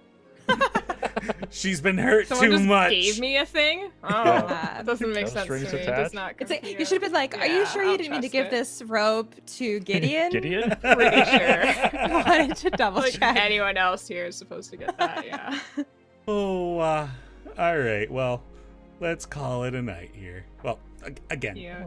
I haven't even published any of those episodes yet. I have to publish this. We've been doing these like little bits after the fact where we go through the process of naming the episodes, and I've yet to put them up, but know that those are a thing, and you'll get to watch them eventually. Oh, all right. I gotta work in the morning, so let's go. All right. Until next time, may you stay happy, stay kind, and as always, remember to play nicely. Have a good night, everybody. Night. Bye-bye. Bye.